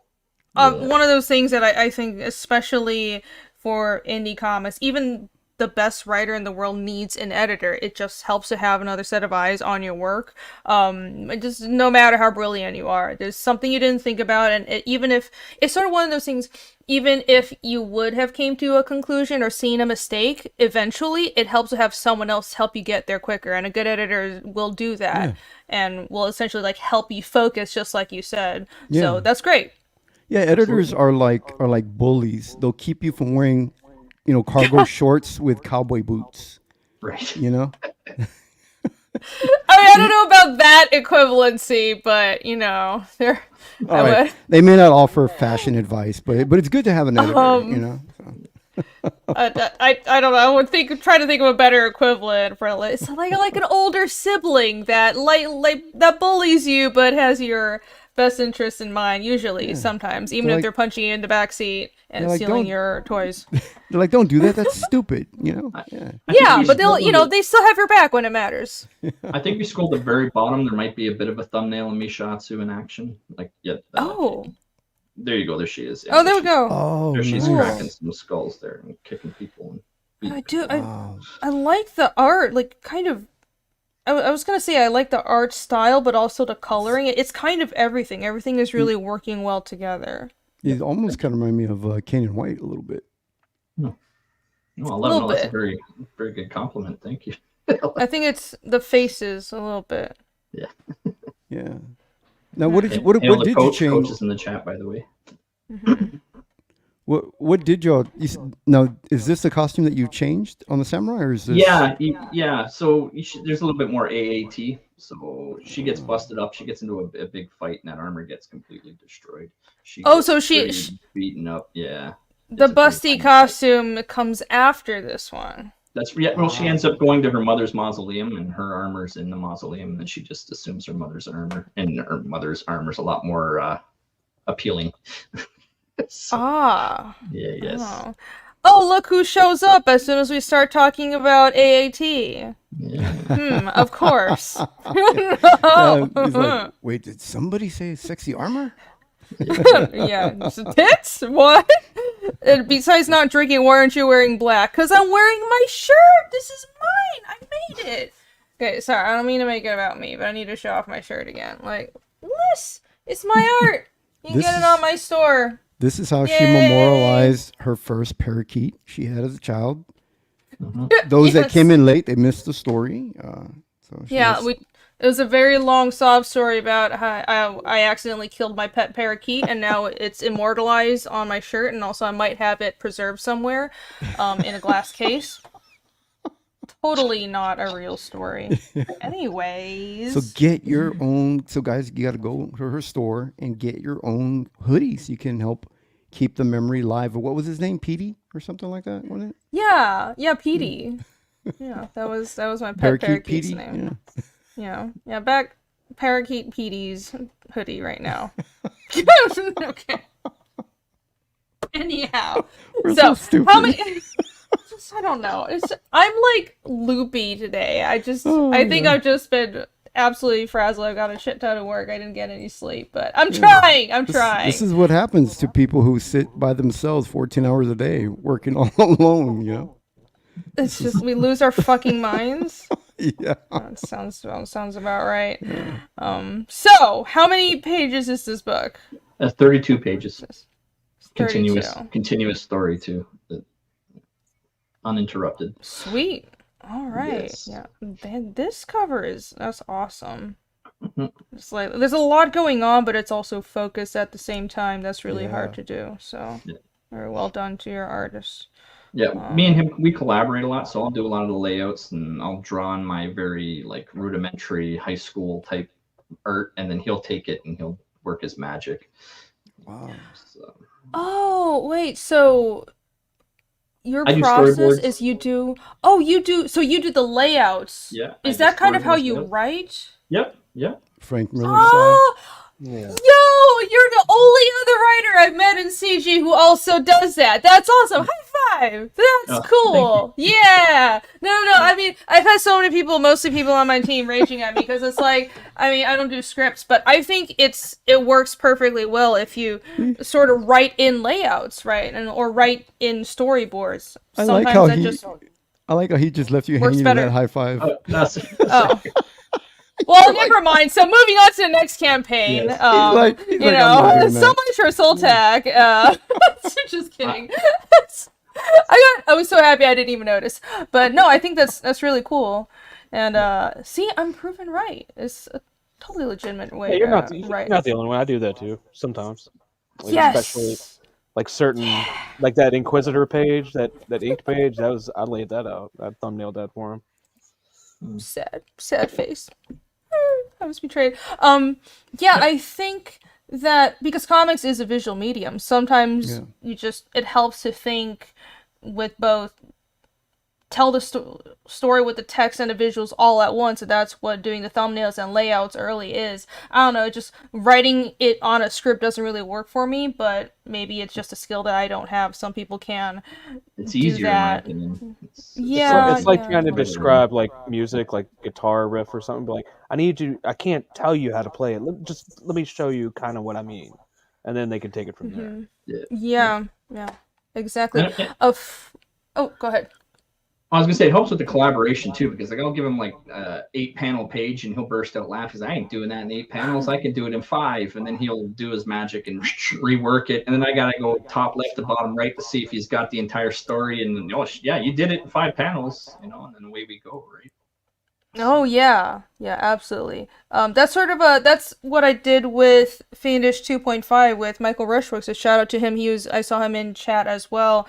I did the layouts, but I was open to him changing anything because I'm not trying to be a control freak. Like the actual artist, I'm sure has ideas as well. And I think comics work best when it's a collaborative medium where people are communicating at each step of the progress and you're working together instead of it just being a job. Like, that's what working at Marvel was like, and I think that's why they're failing, because everybody was just doing a job and nobody actually cared about the product.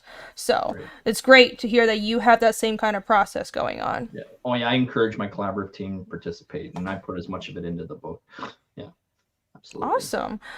Fritzy Schnitzel, that's a great name, wants me to shout out your stream. The Friday Nights airs every Friday night at 9 p.m. Yeah, so there you go. Every Friday, 9 p.m. for 90 minutes, we cover 3 topics with one guest creator. It's all laughs. We all have a really great time, and then we promote one campaign, and the show is doing really great. The audience is growing. Everyone loves it. Everyone has been on the show. Hojo's been on. It's fun. That's a fun show. Richard's been on, yeah. Yeah. I'm going to invite Jimmy, because a couple people have been asking Jimmy to come on, so I got to make sure to message him. But yeah, appreciate Jimmy's it. all right. He's all right. I can get him on if you want. Yeah. And anybody do as well, Randy, just in case anyone's wondering. Yeah. Talk to my people. Oh, okay. No. Thank you. There you go. And sub to Mad Ruth. There's his YouTube. Go give him a appreciate it. sub. Thank you. Yeah. All right. So with these being floppies, the first 3 were already printed, so you can see I offered them $8 each plus shipping. The newest book that I'm working on is a little more expensive. It's like anything else, right? When a brand new DVD or a brand new, something comes out, it's a little more high price, but after it's been around, the price comes down a little bit, right? So for anyone who's just looking for issue 4, they could pick it up for, I want to say $12 plus $8 for shipping. It's just 20 flat, which isn't bad. $20 for a 32-page floppy. All right. There it is right there. 12. It's 12. Yeah. Yeah, seems pretty straightforward. You just have 4, 3, 2, 1. They're all available here, and this is on Fund My Comics, so you can get them all in the cart and just knock off shipping with the code. Or you can get them as a bundle if you keep scrolling down. Oh, right. Okay. 4 issues. That's the deal. Yeah. Sweet. Throw all 4 of them together there. $30. You get 128 pages. Yeah. Sweet. Yes. There you go. And $50 Arrow bundle. What's in here? Okay, so Arrow Comics, what we've done was, because it's print on demand, and the way we can bring down our printing costs is when we all print our floppies together with the printer. So we offer these Arrow bundles. So you can purchase one of these Arrow bundles and you get a bunch of titles from Arrow Comics. So in that bundle 1, you've got Hybrids, HeroBot Zero, Revolt, Only Death Can Save Us, I believe, is in there. Riff Riders is in there. There's a whole bunch of books. So you can get a bunch of issue 1s from Arrow Comics. And there's also an Arrow Bundle 2, which is a little bit more, and it offers issue 1s and issue 2s. So there you can grab Soltac 1, which you saw in my campaign. Chrome Dog's in there. The Fool, Hybrids 2, and HeroBot 02 is in there. Revolt 2 is in there as well, yeah. All right. That's 1, 2, 3, 4, 5. That's 6 books. That's a great deal. If anyone checking out my campaign, you can see those really small thumbnails, but you can appreciate the artwork in issue 1, 2, and 3 in there. There's a snapshot of some of the best pages without giving away any spoilers for issue 1, issue 2, and issue 3. So yeah, like I said, me and my creative team, we just try to bring the most dynamic line art, the most dynamic pages, treat each page like a work of art. You can see who my creative team, we all work really well together, trying to make the best product we possibly can. So.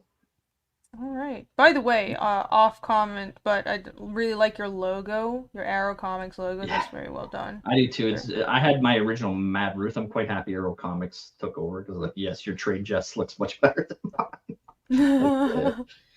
No, that looks awesome. Yes, very very happy for that. Yeah, this is good looking art. Well, you just mentioned Mad Ruth. How did that come about?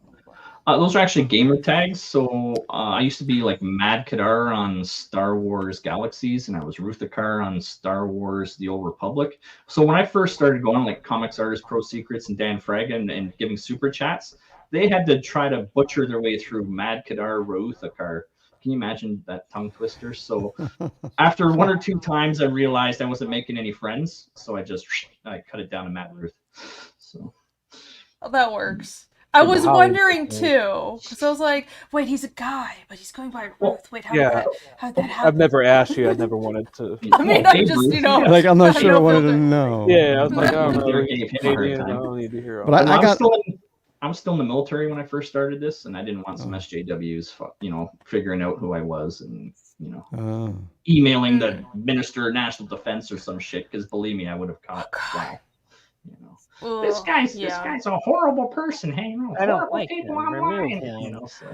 Oh yeah. I mean, you were the guy who was volunteering at a convention and got shit for it, right? I remember. That's when I first started following. Yeah, it was fucked up. Fuck those local people. comic store vendor realized I was Comicsgate, showed up at the convention, and told them all, this guy's you were not welcome volunteering here. at a con, right? You were there helping and minding your own business. Actually, not just minding your own business, helping people. And they showed up at a con and tried to give you shit. And did give you shit. That's so fucking stupid. I can't go to 6 local conventions. I'm not welcome at any of them. Oh my god! Oh my god! Imagine being that insane and up your ass and just to like get someone canceled from 6 conventions when they were doing nothing at all, or talking to the people you don't like online. Wait, these people. They won't even allow you to volunteer anymore, to donate your time? I can't have a table. No, they put up this whole thing, and if people show up, just notify us, and we'll call the police. Like, oh, you know what I mean? And then we have the right to reserve your table cost with no questions asked. So they're basically challenging me to pay for a table so they can just take my money from me. Right? That's really stupid, dude. SJWs, that's SJWs. Oh my god. Like. I'm hoping, especially recently with all this, the retailers actually speaking up and all this stuff, and like people are actually coming out and saying what we all knew all along, that there is no like cabal of Nazis and shit. It's just like, it's just normal people that are making comics, and we're criticizing mainstream comics. Well, I wouldn't go that far and say normal people. Okay, we're not normal, but normal for comics people. Normal for comics people. So like. Actually, people are coming out and saying that and telling all the, like, with what Millar was doing and everything, telling all these crazy people to fuck off. I think that's exactly what needs to happen. I'm hoping it'll turn around soon, but the damage they've been doing is just insane because, I mean, none of this needed to happen. I know for a fact that we're all here because we love comics, and it's just a matter of, well, who was willing to speak up about it and not. And if you speak up about it in the wrong way, like the issues that are in the mainstream, if you say the wrong thing and you criticize them in the wrong way that they don't like, they flip out about it and call you a Nazi. I'm so sick of it. Yeah. Understand? That's dumb. I'm retired now, and I'm Gen X, and I can say whatever the hell I want. So people see me on Twitter. Don't worry, I'm a very friendly, approachable person, and I'm always very kind. So no, you're super nice. I'm just having fun. No, you're. I was like, I don't bite. Don't believe all the things that you've heard. Well, I'm also a new father. A lot of us are new fathers. I got a 6-year-old, so he's tamed me down a little bit in my old age. So. Oh, cuddles compared to Mark, but we're normal. I don't know. I really hope things will calm down because I just want things to be about comics again. Whether it's here or in the mainstream. That's all I fucking want. It's just I don't like fighting. I feel like a lot of us ended up here because we felt like we had to. So I'll be honest with you. This year is gonna be nuts if you don't see it coming already. They're gonna go freaking tweet crazy again like they did in 2016. It's coming. So it's not gonna happen anytime soon. Yeah. I have hope, okay? I have hope. And, you didn't have to crush it like that, even though you're right, and it's probably going to be completely batshit insane. Yeah. I'm looking forward to it. I love it. I thrive on that stuff. Oh my gosh. Yeah. So I still go to night markets. Like, they couldn't cancel me from the municipal markets. And they'll parade by my table. Oh, Jimmy, stop! Jimmy's like, "What's a night market?" So when your city or your township or whatever holds on some sort of an event, you can still get a table there, right? So just because I can't go to a Comic-Con doesn't mean you can't go to a city-held event and rent tables there, right? So SJWs, they do come up to my table and they're waiting to see if I'm going to do something crazy. But it's like, no, everyone's welcome. You want to buy my book? Wait, nice really? To meet you. Oh yeah. Like they actually. Oh, yeah. That's and then they drop insane. names. Do you know so and so? And like, I've heard that name. Yeah. Why? Just trying to. I'd be like, yeah, we just had a beer together. So the fuck what? Eat shit. It's not like we're going knocking door to door with our book and asking people if they heard the good news. Yeah, Yeah, I that's know. ridiculous. Are you now, or have you ever been? What? Does I that love work? I'm We did so that, Jimmy. Does convinced. that work? Yeah. Yeah. Does it? Buy the CG Wait, book. what? What is We that got a a- reference we got- to? Like a vacuum salesman. Just go. Yeah, or Mormons. I was thinking you're thinking of Mormons. That's what. Yeah. Oh yeah. Oh. I don't get those references, but all I'm gathering is we're not the people that are terrorizing everybody and No, screaming at them. them, And so it's yeah. very ironic that they're the ones doing that. And Of course. yeah, Projection. very It's always ironic. projection, right? It really is. Well, I'm sorry that you had to deal with all that. That's very No. stupid. Hey, You comics have a gave help great me out. looking comic. Yeah, hell Thank you. yeah. It's glad you're here and glad you've got this comic out and it's it's so far along already. That's awesome. You have so many So books here. the goal is to do 9 issues. Originally, I wanted to do 3 trades, but like I said, I had no idea how expensive doing 3 trades was. So now I'm just trying to tell the entire Soul Tax story in 9 issues. So right now, issue 4 is pretty much in the bag. I'm going to spend about a year writing issue 5 and 6, and then maybe in a year from now, try to launch those and see if I can keep going. So yeah. Awesome. Are you in Canada? No, I am. Yeah, I'm about 20 minutes east of Maine, so I'm in New Brunswick, but I'm way east coast, like Atlantic time. So. Okay. Oh, okay. So when he's talking about SJWs, these are Canadian SJWs. They're the worst. Oh, yeah. They're like Canada, like your SJWs are like the worst, and the rest of you are just like the nicest part. I wish we could swap. Yeah. No, Canada is like the land of extremes because the nice Canadians are awesome, and it's like, and then you've got BC, that's like the Wild West but north, which is awesome, and then but your SJWs are just off their rockers, batshit insane. It's just no comparison to Americans. Folks are out of their minds. Yeah, it sucks. Yeah. Sorry. Canada's great, except for Del Keown. He's all right. Yeah. Oh yeah, Dale's awesome. Of course, Dale's the exception to everything. Yeah, we love Dale. CJ asked, when is Fiendish 3? I'll even take a Fiendish 2.7. There won't be a Fiendish 2.7.5. Fiendish 3 won't be for a while because I've been thumbnailing the book, guys. I've been thumbnailing this book. I'm on page 64. I'm like, oh my god, I'm not done yet.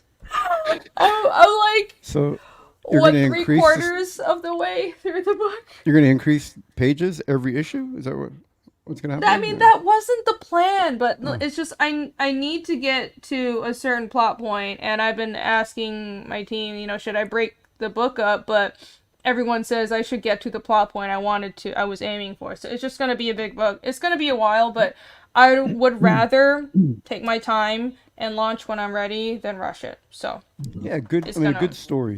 Just tell your story, and if it needs more pages, Yeah, the story comes first. Yeah. So there you go. Right. But I'll keep you guys posted.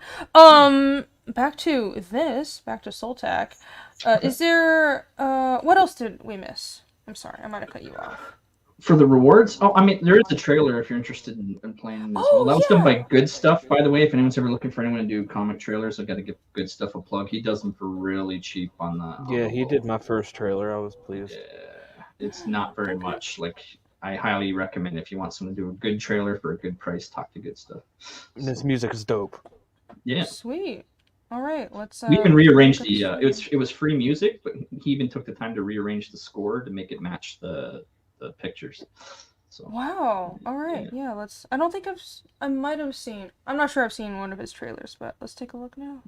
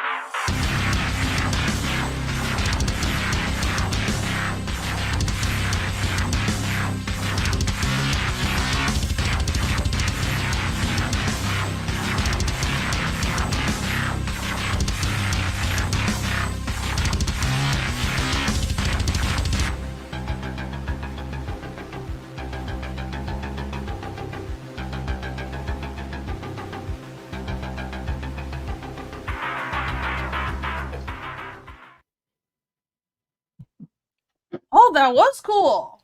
Thank you. I like the whole like frame effect thingy-majig that was going on, like the frame that. He did that in 2 days. It was 48 hours later. He gave me that trigger. But what? I passed the $8,000 mark. By the way, thank you so much, everyone. Thank you so much, Comicsgate. A lot of that's Comicsgate that got me there. So the $8,000 goal was 2 trading cards. So anyone that backed the original campaign, it came with 5 trading cards. I gave everyone 5 with that one. So that's what they were. I don't know if you want to. So they look like that, and then they had the marble backs. So it's 2 more trading cards now with my 2 villains, Eye and Zero Strife. I don't know if you've seen those cyborg-looking dudes. These dudes here. Those are the 2 trading cards that come with this campaign. So, and every backer gets 2 of those and a sticker. Yeah. What's on the back of your trading cards? So it's like Marvel stats.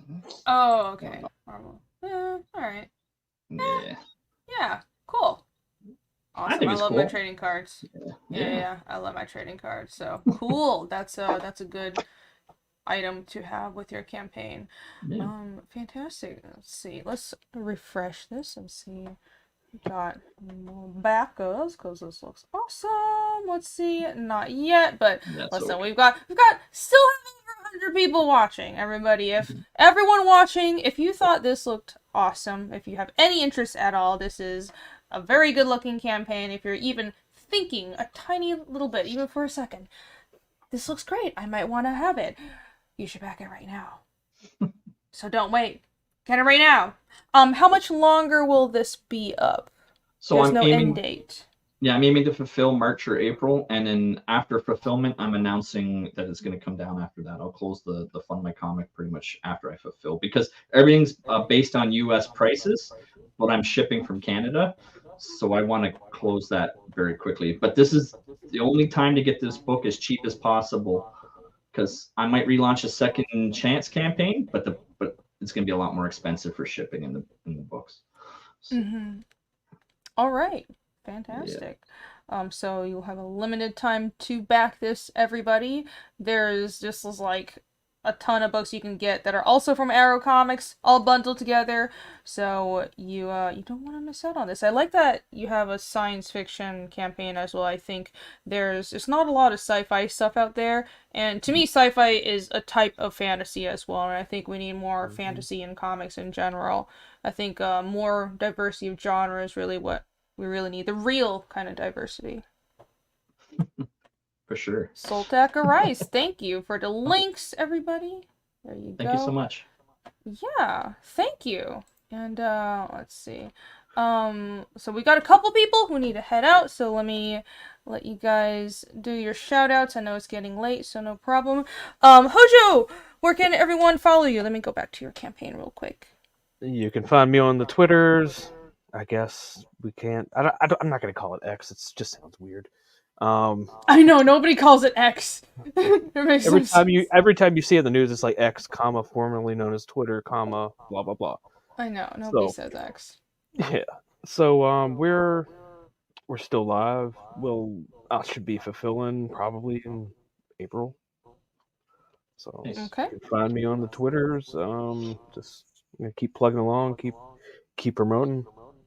Issue 3 might take a little break after this one, because I feel like I've been doing this constantly for almost a year, and so we'll probably wait until about August to do issue 3. But you get cool monster fights in this one. You get another piece of the puzzle. You get to see level M, and then issue 3, we're really going to get rolling because she gets her first case. So. Yeah, alright. I like that you're taking your time to build things up. So, yeah. Fantastic. Everyone go back to Mythicals and follow Hojo at HWDesper on Twitter right there. Thank you for the links, Alex BRB. And thank you so much for coming on again. Yeah, thanks for having me. Yeah, of course. Give me Craig, Richard. Yeah. I can't see because I don't have my glasses. Penman and Paul. And Mr. Brink, welcome. Hello! Wow, Goodbye. how long have you been there, Dave? Goodbye. The entire time. Later, bro. Yeah, thanks. All right, see you guys. See ya! All right. See ya. Bye. and also Western Penman. You said you have to head out, so let me go back to not Steam Creek, Seedy Creek. There you go. If you want to let everyone know where they can follow you. Yeah, follow me on, I never know whether to call it Twitter or X, but yeah, follow me on Twitter at Western Penman. Follow Legal Mindset as well. And yeah, thanks again for having me on. It's been great. No problem. Thank you so much for having on. We'll be sending the book out in February. So cool. Yeah. See you guys. Hope to see you around. All right. Bye. Alrighty. Let's see. We will hop on to next. A couple more projects to go. I can do this. I'm super disorganized. I have like 50 million tabs open. I'm trying to find the next project. Okay, let's do Neosis next. Okay, let's go. Oh my god. What's going on? Yes. Okay. There we go. Take it away. I think what this is the Project longest Neosis? time in history I've not spoken, so it's monumental. Oh my gosh. Is it like just exploding, or you've got your pitch ready to go? Jittery, like blasting through the roof right now. That's good. That's good. We need that energy. Yeah, so Project Neosis, in the year 2090, a speedster named Crimson Pain rises up and kills off all the superheroes in existence violently and horribly. So the government makes a super enhanced team called Project Neosis to fight off the rebellion. It's super action-packed. There's no multiverse, no do-overs, no extra lives. I'm the writer and publisher on the series, and I have amazing artists that work for me. That's our website where you can get all the titles. If you order on our website, we ship directly to you after.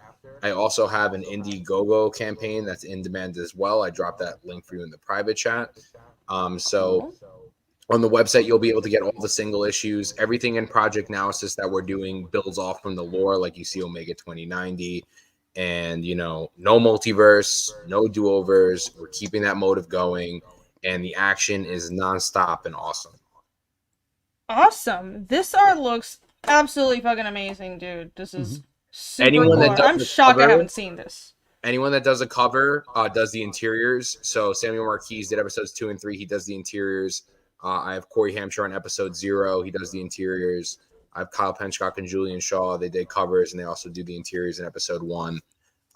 So we keep that same intensity all the way through throughout the series. Hell yeah. Let me pull up your current campaign. Project Neosis Volume 1 trade paperback. All right. Yeah, you get one of these bad boys. This is one of the how it comes out. Screen you. So we got this option right here. This is our cover B I have with me. They're super awesome.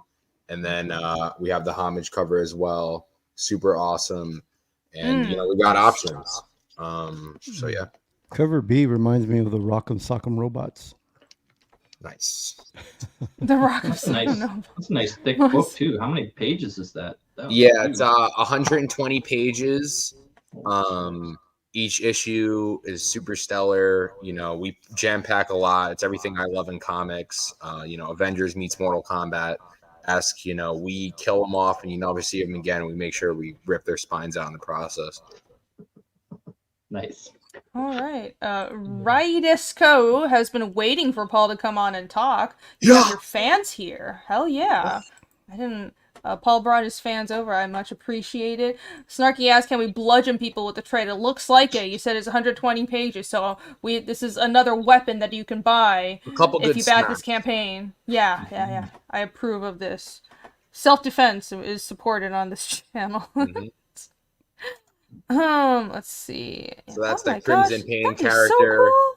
He is a super enhanced speedster. When he comes in, there's an impact. That's him beating the holy hell out of somebody else. As you can see, one knee without proper armor, your eyes are shooting out of your face. So. Yeah, literally. Heck yes. And who's the artist on this again? So we have a couple. We have episode 0 is Corey Hampshire. He's a pretty well-known name. We have Brian Valenza, who did the colors on episode 0. Episode 1, we have Julian Shaw.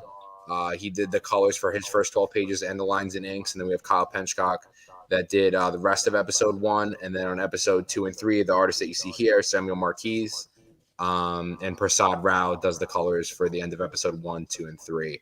So that's Prasad's colors, immaculate. You know, he just got picked up with DC, and he does like a lot of cool stuff. All my guys do some super cool stuff. I hope they're always constantly working. Cool. Yeah. I would be shocked if these guys would be out of work. When you say episodes, is that issues? Yeah. So I call it episodes, but they are issues.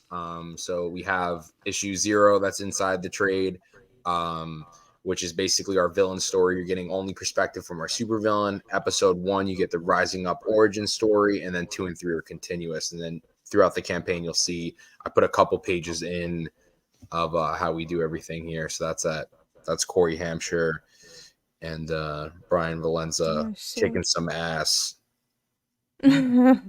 Like the sound effects on that panel. That's great. Oh, I see. So you have a breakdown of and sample pages from every from each episode. artist, so you get the feel all the way through. But everybody loves working on the project. You know, we vibe really well. We have a great time doing it, and I'm super grateful for that. Yeah, awesome. Overlord graphic novel violence. I mean, I feel like most campaigns have had some blood and guts, and we're all about that around here. So I'm glad to see that is embraced here. I like that how you have so many different artists, but it seems like everyone is working really well together. Like it's all really cohesive. It doesn't feel like it jumps wildly between styles. Yeah, I was I found each person through social media and stuff, and it just meshed well. Like we do like maybe a sample page first, or I make them do like a sketch or something, and I'm just like, okay, that works. Like, and everyone like just kills it. Like they brought their A game all the way through. And Samuel Marquise, the one who does episode 2 and 3, is going to continue the project analysis. But we have other spinoffs coming out soon, and other artists will be taking leaps and coming back into the series. All right. And Project, is it Naosis? Yeah, Project Naosis. Yep. Naosis, right? That's the team name for your book, right? Yes, that super enhanced unit. The superheroes died, so these guys aren't superheroes. They're there to kill these evil supervillains that are wiping out millions. So any means necessary, super enhanced unit, bam. All right. Alex VRB just backer 80. Awesome. So if you guys are backing this right now, post in the chat. We'll give you a shout out live. You should definitely check out this campaign, Project Analysis, on Indiegogo, and you can get let me see. I want to just keep on scrolling through this art because it looks really good. But I assume everyone can get caught up on. Wait, this is the volume, so this is essentially the trade. Yeah, this has all 4 issues inside. The only thing that's not in here is Omega 2090, and we have 2 issues out of that now, and that's a I'm pretty sure you can add it on as add-ons here, but also if not, you can just get it on my website. And that's just the origin story of some of our characters that we're building off on. So yeah, look at that POW right there. Look at that. We play no games. Yeah, that really reminds me a bit of Invincible, that like bloody superhero violence. That's not superheroes, but you get my point. Yep. You know what I mean. Sweet. Yeah, it definitely does. It's like on the level of Invincible and The Boys and all that. Like I would it sits in that class. Definitely. Yeah, biggest inspiration is Mortal Kombat. Like that's. Yeah. Oh like, man, I'm big Mortal Kombat. You'll see the fatalities. Like I do some Sub-Zero fatalities in there and some Scorpion stuff. Because that's the games I play. Like I love UFC. Like I love that stuff. Like incorporating that into a book. You'll see it once you start reading it. And they're good designs. I love the character designs. Each one's distinguishable. Looks good. Yeah, very memorable. Is this I assume this is a ongoing project. Yeah, so the trade just came out. We've been releasing those. We were doing them in conventions with different covers, and then these were new covers, these special covers I put in. I like the homage cover and cover B. Episode 4 is being made now. We have a Kickstarter coming out at the end of the month, which is just going to focus on the villain, with one of my artists, Evan G, who does like the back art of my books, and he does like the indexes. He does some super cool stuff. And we're doing a one shot to see, like, if it hits, people want to see the villain, more action of the villain. I've been getting a lot of requests at conventions for that. It's my guy Vaughn. Vaughn's all right. Hello, Vaughn. You should have let Vaughn. He recommends. You should have let Vaughn name your project for you. He comes up with the best names for his book, like Lord Lightning. He's changed the name. Oh, but, he did. Yeah. He gave up on that one. He did give up on it after being thoroughly mocked about it. Yeah. But I actually don't know what is it public? Did you tell everybody the name yet? I don't want to spill the beans, but he also changed Living Legends. It's fine. It's a really good story, guys. Vaughn is getting my back as soon as that campaign drops. I've been begging him to drop it. So. Oh my god, we're being way too mean. Vaughn's a good guy. He can take it. He's a good guy. My dude. No. Yeah. Check out. It's now Phenomenova is the name of his upcoming campaign. So go sign up for that, everybody, to make up for all the riffing that we give on constantly every single day without end. But yeah, Vaughn says that he has been following this since issue 0. And bought the book. He bought the book at Terrificon, so there's a recommend, and it looks really good. I like this homage. Yeah, I'm big in the con scene. It's usually how I push the inventory. And I travel all the time. I can't wait to pick everything back up next month and just start traveling. Sweet. Yeah, I think the con scene is something I'm trying to get back to as well. It really wasn't that fruitful for a few years, but I do think creators should be going to conventions more. It's a great way to meet the customers, and it is still good there's sort of an aspect to it that you don't get online. I think with marketing online, that's worked really well for most of us, but there's other audiences that aren't on YouTube and aren't on Twitter, and they go to Comic Cons just to buy comics. And that's a whole untapped audience. So also cons are just cool, especially for comics people, because we don't leave our houses and it's only human interaction we'll get all year. Yeah, cons, I'm a four-armed gorilla making sales. Here I'm like a little tiny toad on these websites, so it's the reverse for me. No, I mean, everyone sort of like has... It's weird. You can't really predict where you'll find your audience, but what matters is you find your audience, right? Yeah. So as long as you get to that have that reach, and you never know, if you start building this on crowdfunding platforms, you could build up to something really big. So I think for a lot of people that are doing well on crowdfunding, doing conventions is something new. But I think we should kind of attack marketing ourselves from all sides, because if you're in the indies, you need to do that to compete. We've got to compete with the big guys, and we don't really have investor money or any shit like that. If I can jump in there. So even like we were talking about the night markets, but a lot of people have been saying jump into your community, even if you don't have comic conventions or local comic store, just find a way to do it. You would be surprised how many sales I make locally by just setting up a vendor table at one of those things. People, you got all the bored dads who got nothing better to do. They come over and they buy comics. I do great just setting up a table and selling that way locally. I walk the streets late at night just wearing a trench coat. Oh my God. You know what I mean? Like, Jimmy, we know you do that. That's not for everybody, but it works. No judgment. No judgment. that works for you. That's cool. It's cool. Yeah. You like fantasy? I got a fantasy right here for you. Oh my gosh. So I hadn't even thought of that, doing community local, like small town markets and stuff, because you would think, well, you do Comic Cons, and sort of that's a mental hurdle that we need to get over as creators, that regular people aren't interested in comics, which I think is bullshit, but it's still kind of hard to get over that hurdle. I think the audience is out there, and the success of stuff like manga, and also a lot of people read manga and comic strips, so I think regular people will read comics if you put something good in front of them. It's just accessibility, right? Yep, absolutely. Yeah, get as many eyes on it as possible is the key. That's why doing even these big cons, even these small cons, I do a lot of small ones too. It's just an extra 10 people is an extra 10 people for your army. Oh, absolutely, because those 10 people can tell 10 people and tell 10 more. I mean, it can grow from just one person, Well put. And here you've got the team. It's a lot of people. Look at that. All these artists. deserve a follow. I'm gonna go check all of them out because this work looks great. It honestly, your book is up there at the level when Marvel was at their peak. You know, you've got really good artists, great graphic design. I mean, everything, man, down to your lettering, everything looks good. I mean, it's very professional.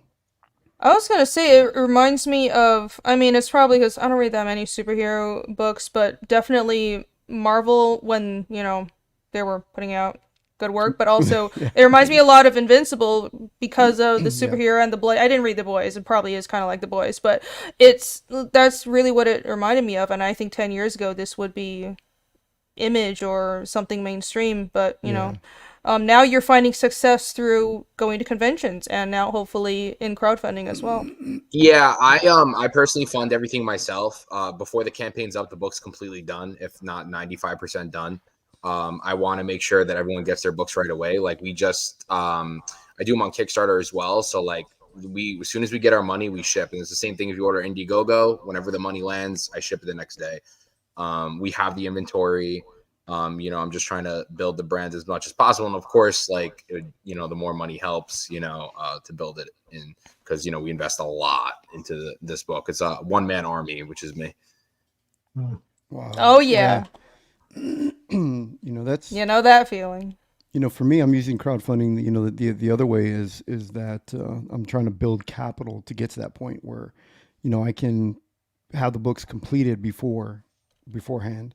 So hopefully, by the time I'm on like book 2, book 3, I'll have, be able to have all my book completed and then ready to ship, And I also spent like double, like the first time around, the first couple of books, I was spending a lot more. Like I figured out how to like get it down more, like through crunch time and things like that.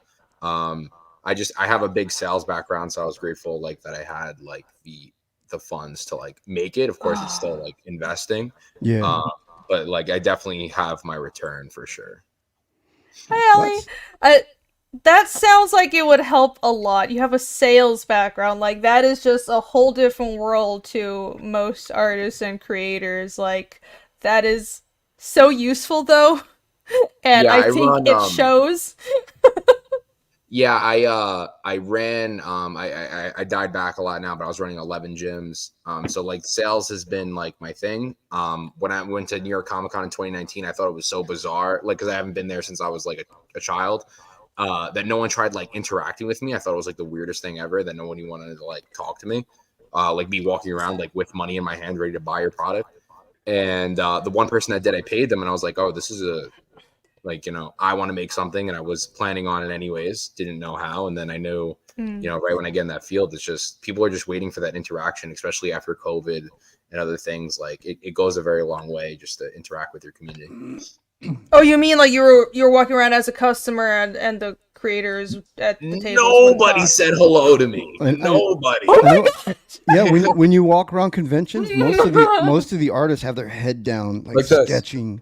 It's really hard. Okay, that's the thing. Even if you can talk to people, that's the thing where, and this is what I recommend people do. We gotta stop taking commissions at cons. Take commissions before conventions, so when you're at your table, you can actually talk to people, because that is something that needs to be done. You need to be actively standing up and being like, hello, this is my book. How are you doing? Blah, blah, blah, blah. Talk to people. And if you can't do it, hire somebody, hopefully somebody who's hot, to talk to the customers, and it'll get you sales. So do that. Yeah, that's what I do. I do the Todd McFarlane trick. I don't consume anything, but I consume energy drinks when I'm there, and I do not take a break, and I'm there 10 hours standing until, the job's finished, which is time consuming. That's what he does? Oh, yeah. He said he doesn't take breaks. He doesn't eat. He doesn't drink. I need energy drinks or I'll face plant on the floor. So, like, I at least do that, just so I can minimize any break time whatsoever, I get... that makes sense. I take my wife with me, and like together, we'll be there. She's my table girl up front, and put her on some little shorty shorts, and she's out front, and she's like real friendly, talking with everybody.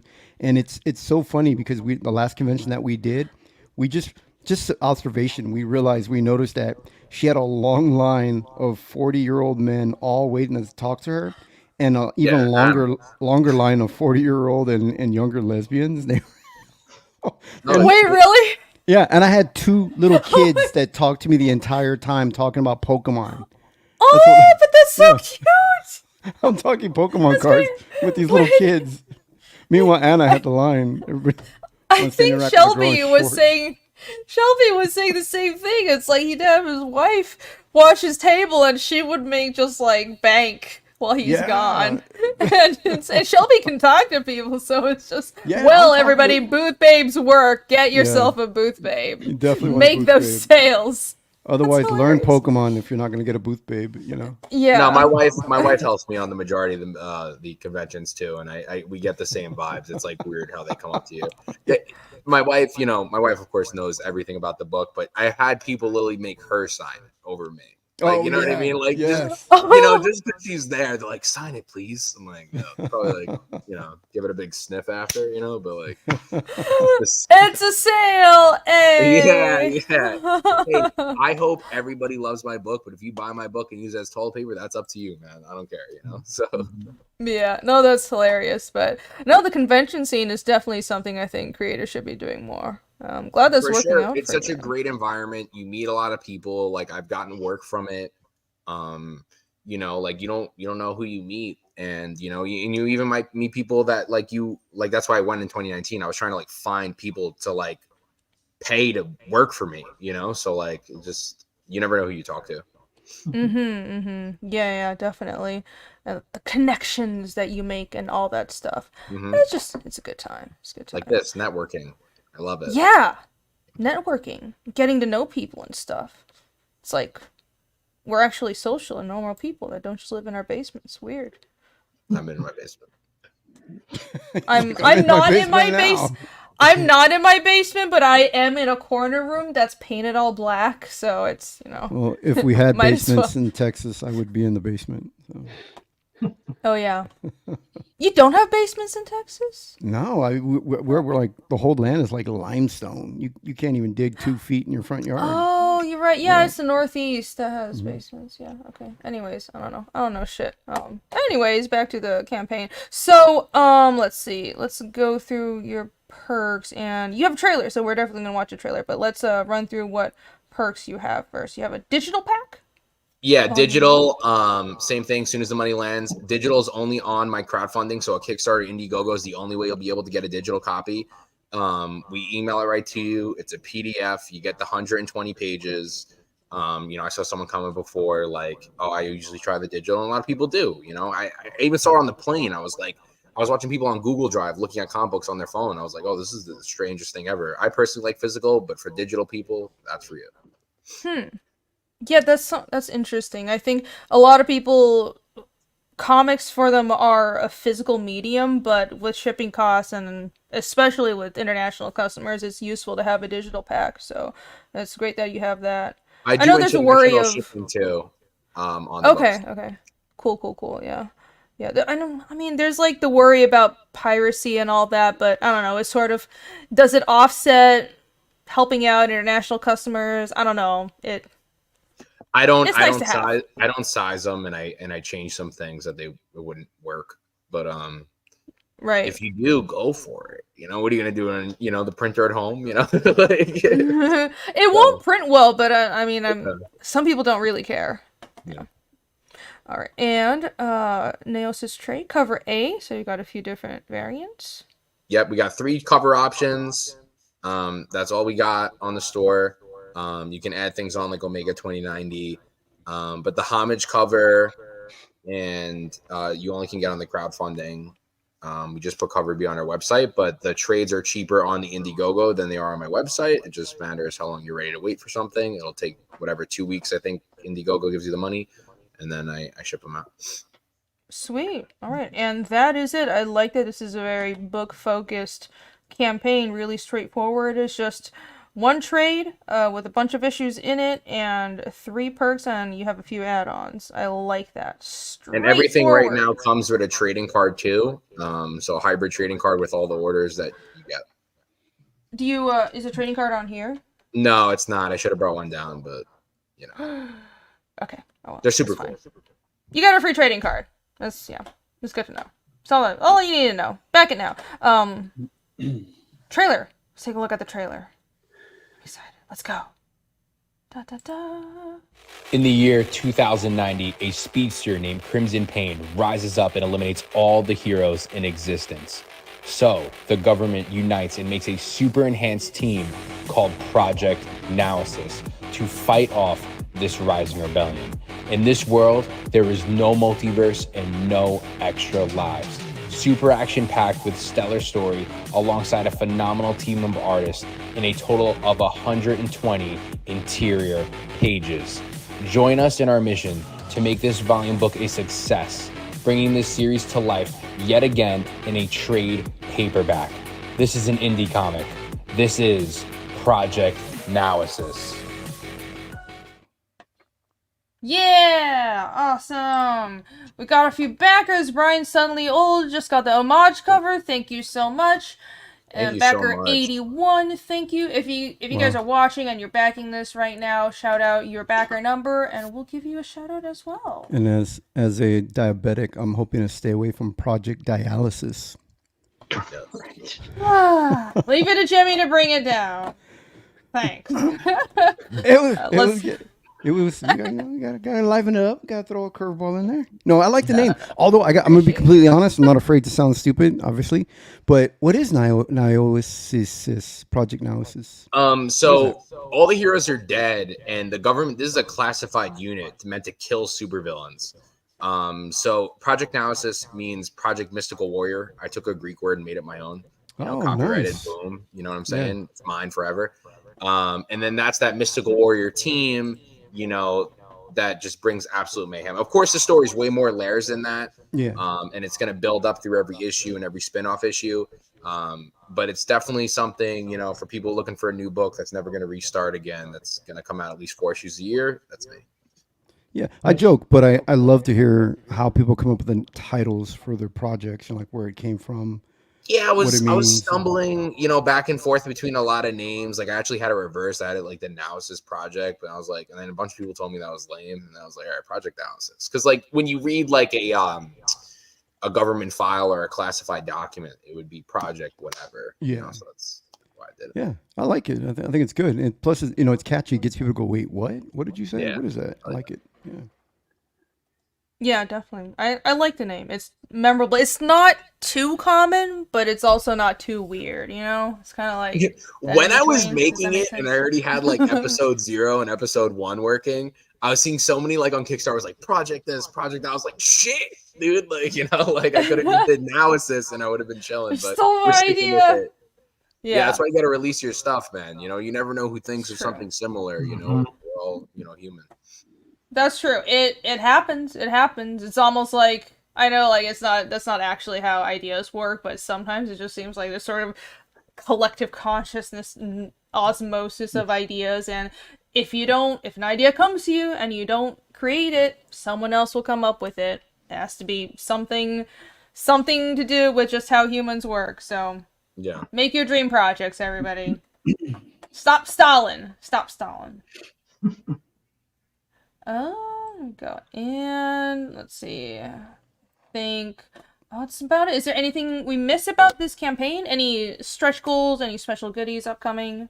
Yeah, I don't know how the I only thought the stretch goals work because when you ship it out, so like everyone's just gonna get a trading card for every order. I actually did that before and I kind of forgot about the stretch goal thing because I have a lot of them. I bought like 1,000 when I ordered the original trading cards. So the more the merrier. The trading card's going to come with everything. You're just going to get a kick-ass book cheaper than what's on my site. Sweet. And also, you can all check out the website at projectanalysis.com/shop over here. You said Niosis. Website. Oh. Not Niosis? Niosis? Leave me alone, Jimmy. Yeah, call it whatever you want. Sorry, I pronounced it wrong. Gnosis, yeah. Gnosis. I stand corrected. Project Analysis. ProjectAnalysis.com. Listen, this has been almost 2.5 hours of streaming. Okay, but yeah, this is a great looking website as well. Ooh, I like that you have character profiles and stuff like that. Yeah, that like I have to add more, but that I do. I also do the website myself. That is the biggest pain in the ass to do shit like that and make it similar. Because I had someone start it for me, and then I'm like, oh, why am I gonna pay someone? I'm gonna learn how to do this myself, and I did. But like, it's a lot of work.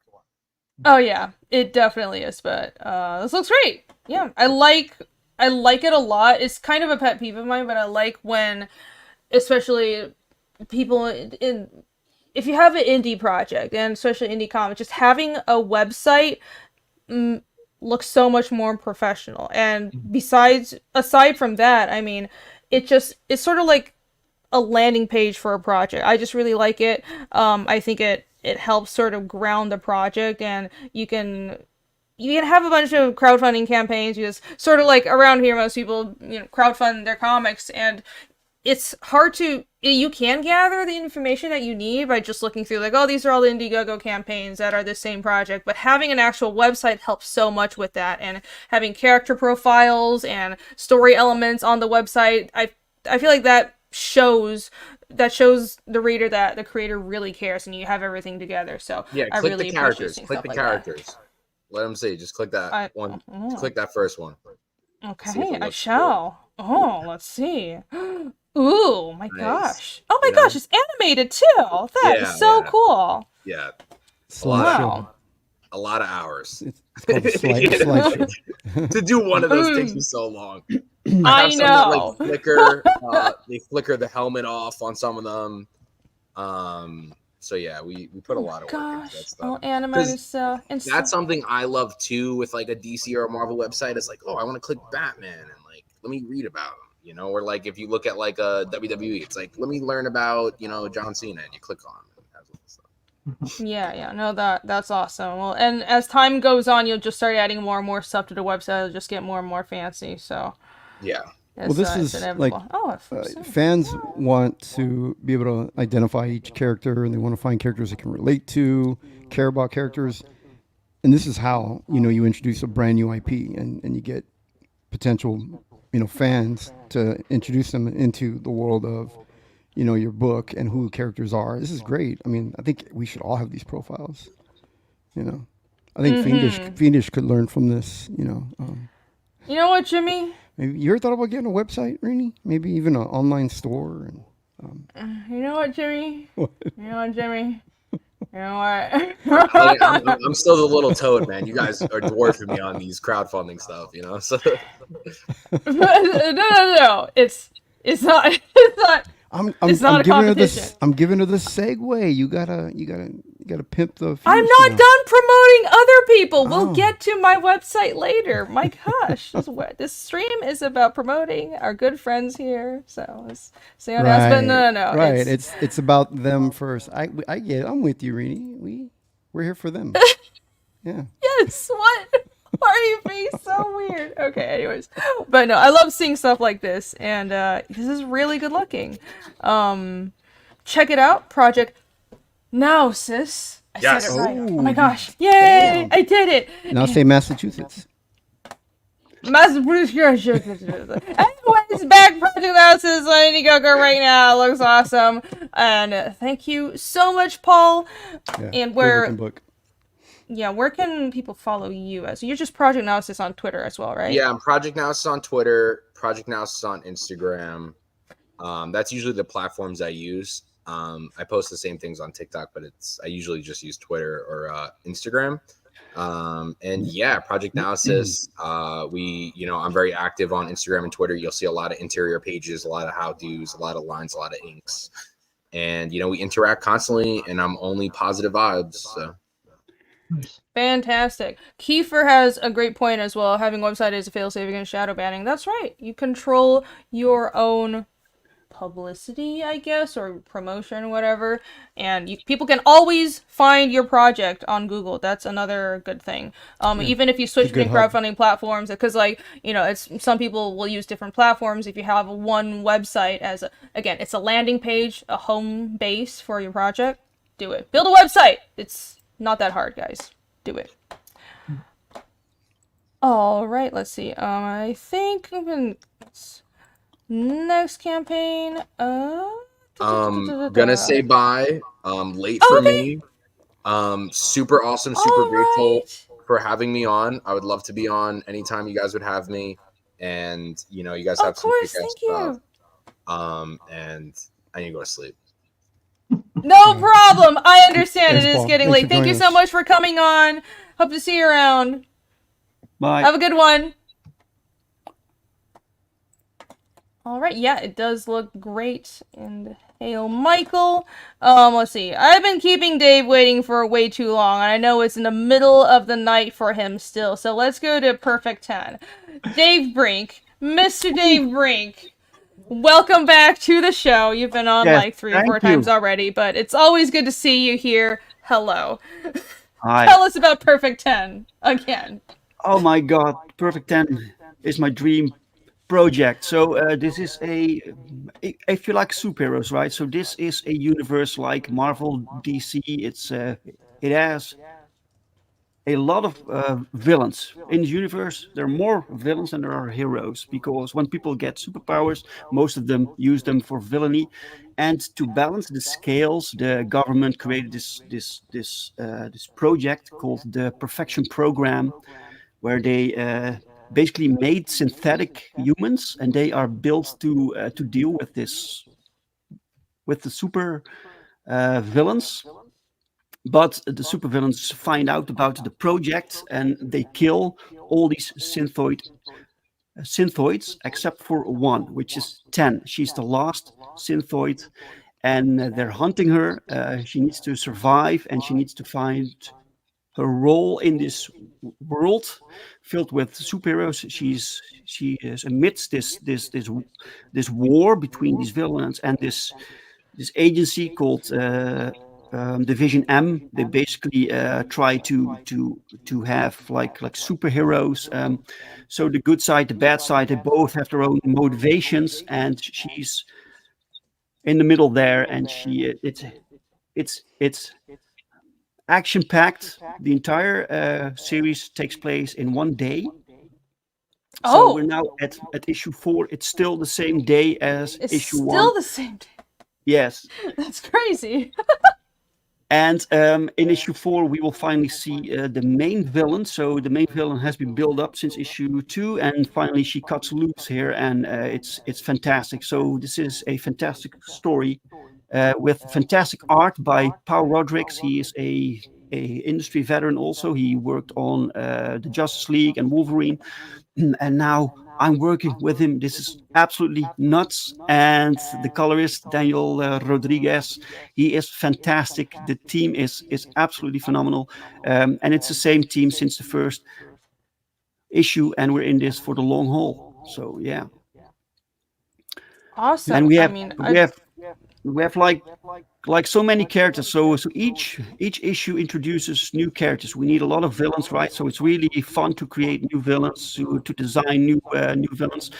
We have several people who bring their own designs. So you get a lot of variety within designs and techniques. So this is really awesome. Fantastic. Oh, thank you, Zaid. Thank you so much.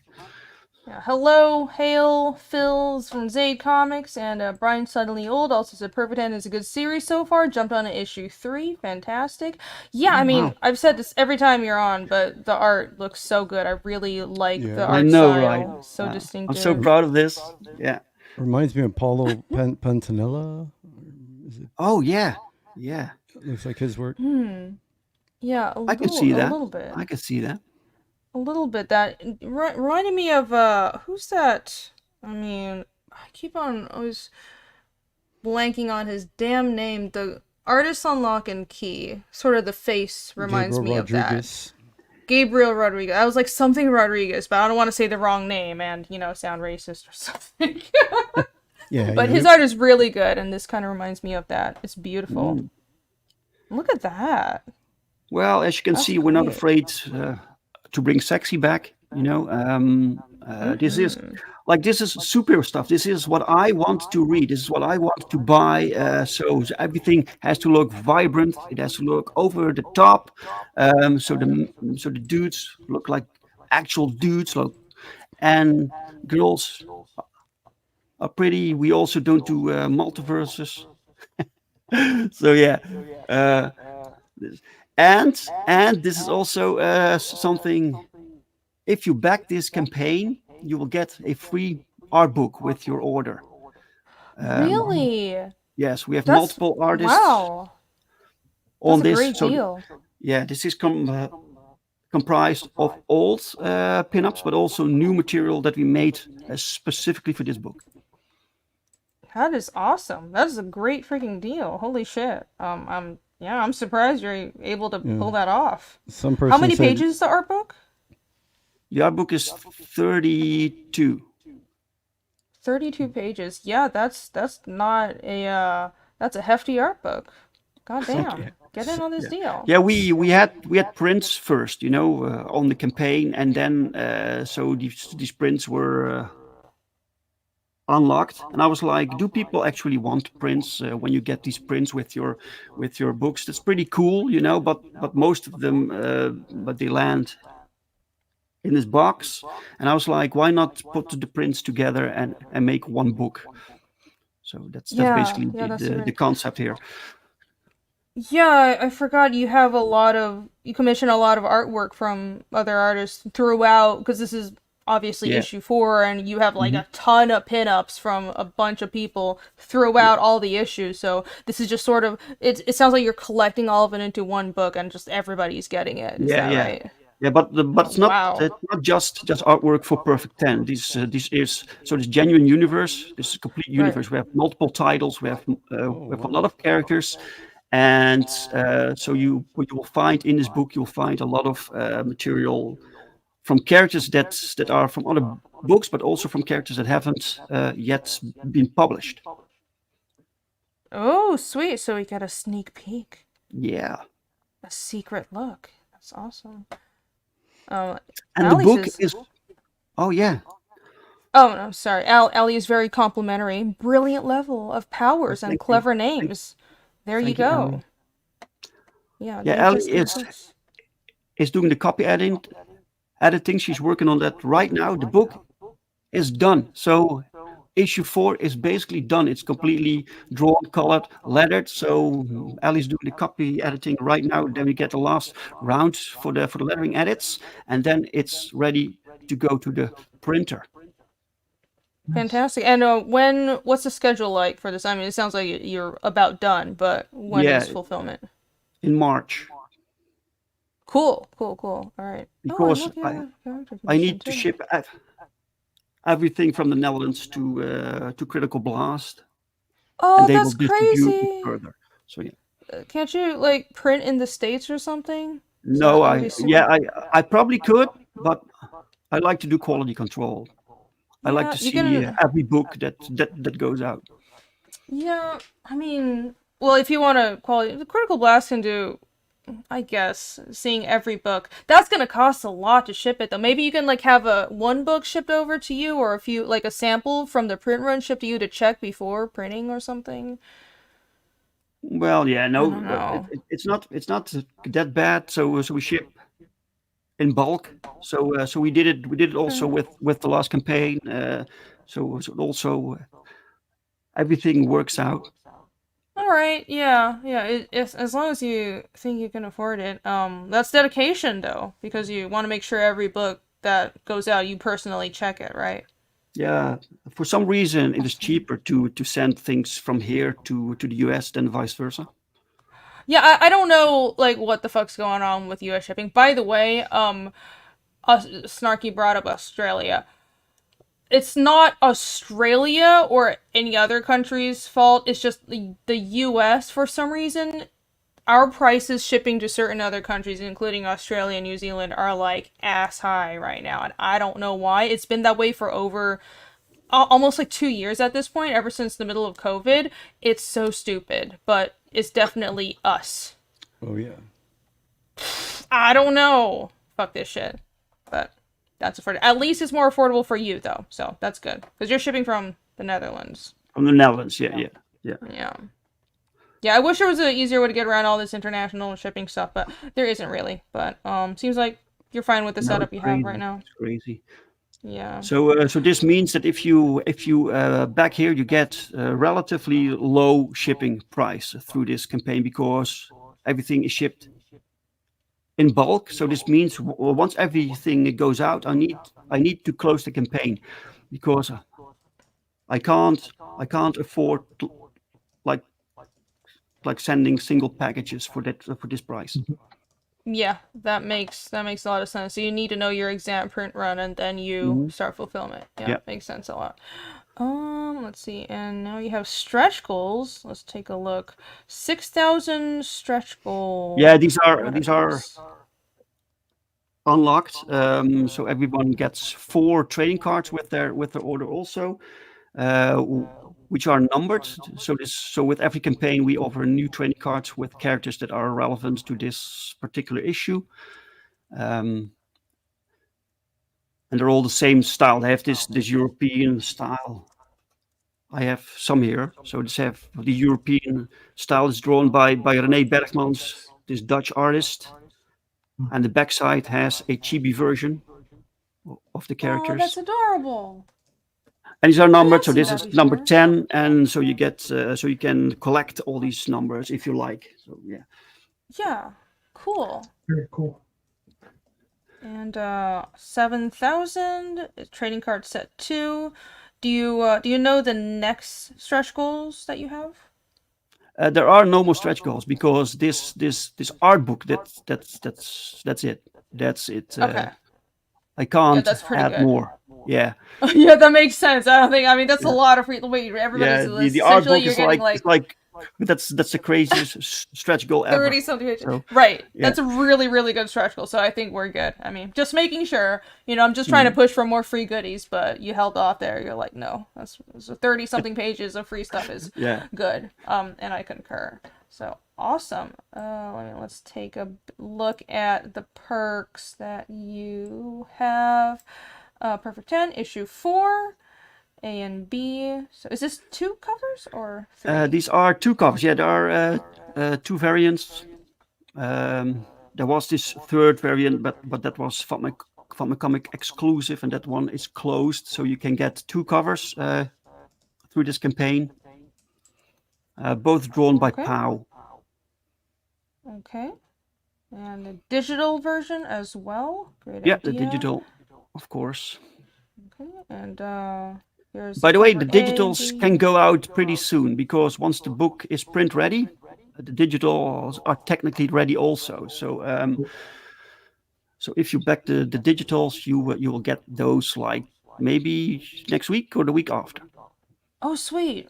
A really quick turnaround. All right, and catch up tier, all digital for 31 US. That's very reasonable.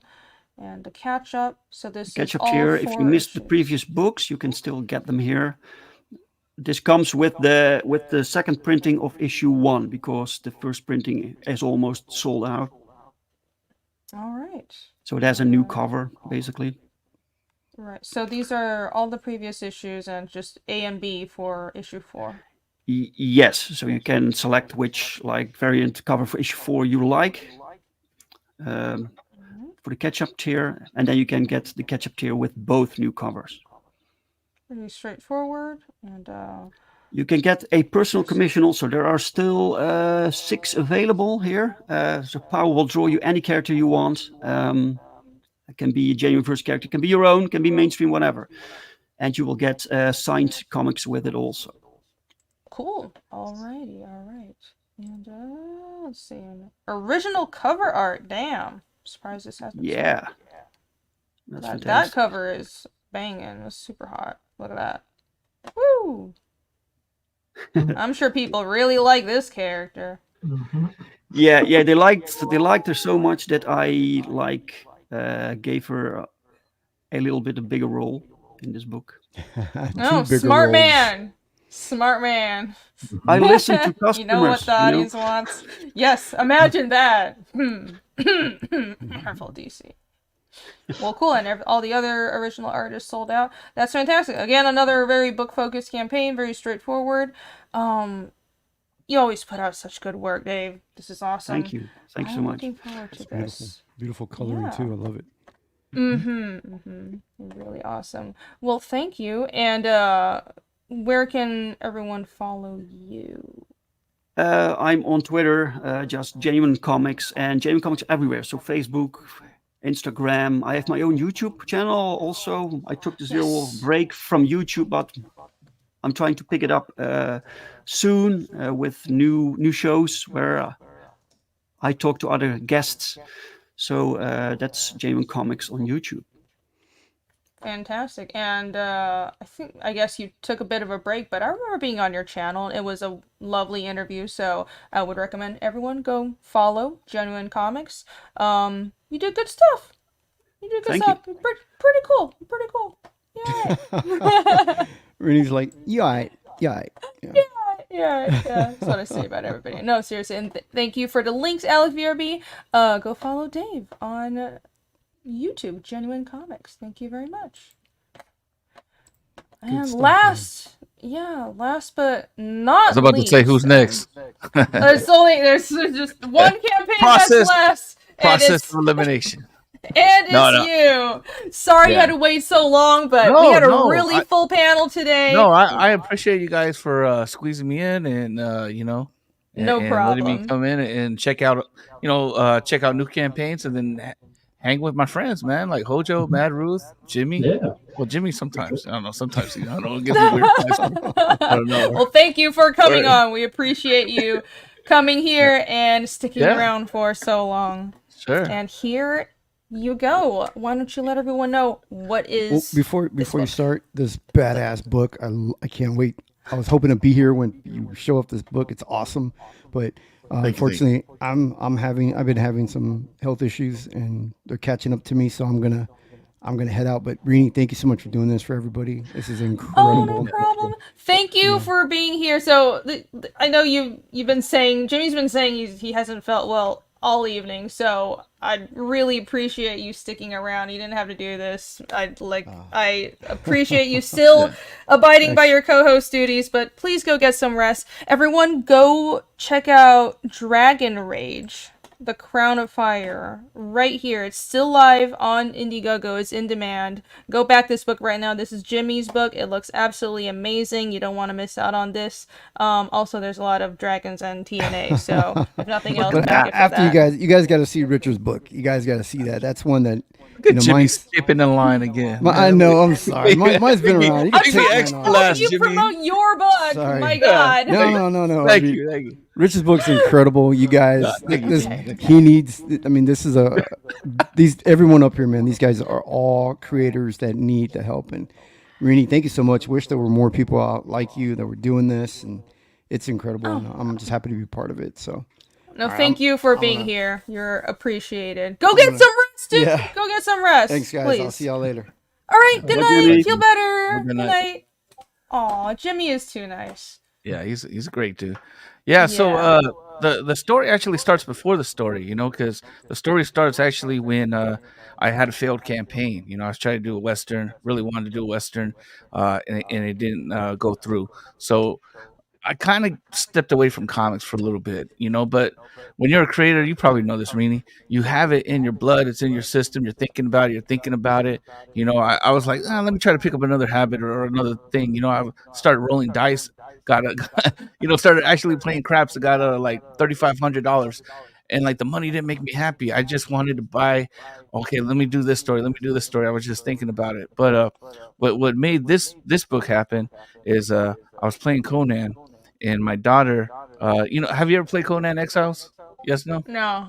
Okay, well, what happens is my daughter saw me kill this alligator, or try to kill this alligator, and she was like, "You know what? Don't do it, Dad. Don't do it." Like she loves animals, and she always says every animal's her friend. Right? So she's like, "Don't kill this animal, it's my friend." And I was like, "You know what? It's not your friend. What's his name?" And then she said, "His name is Mango."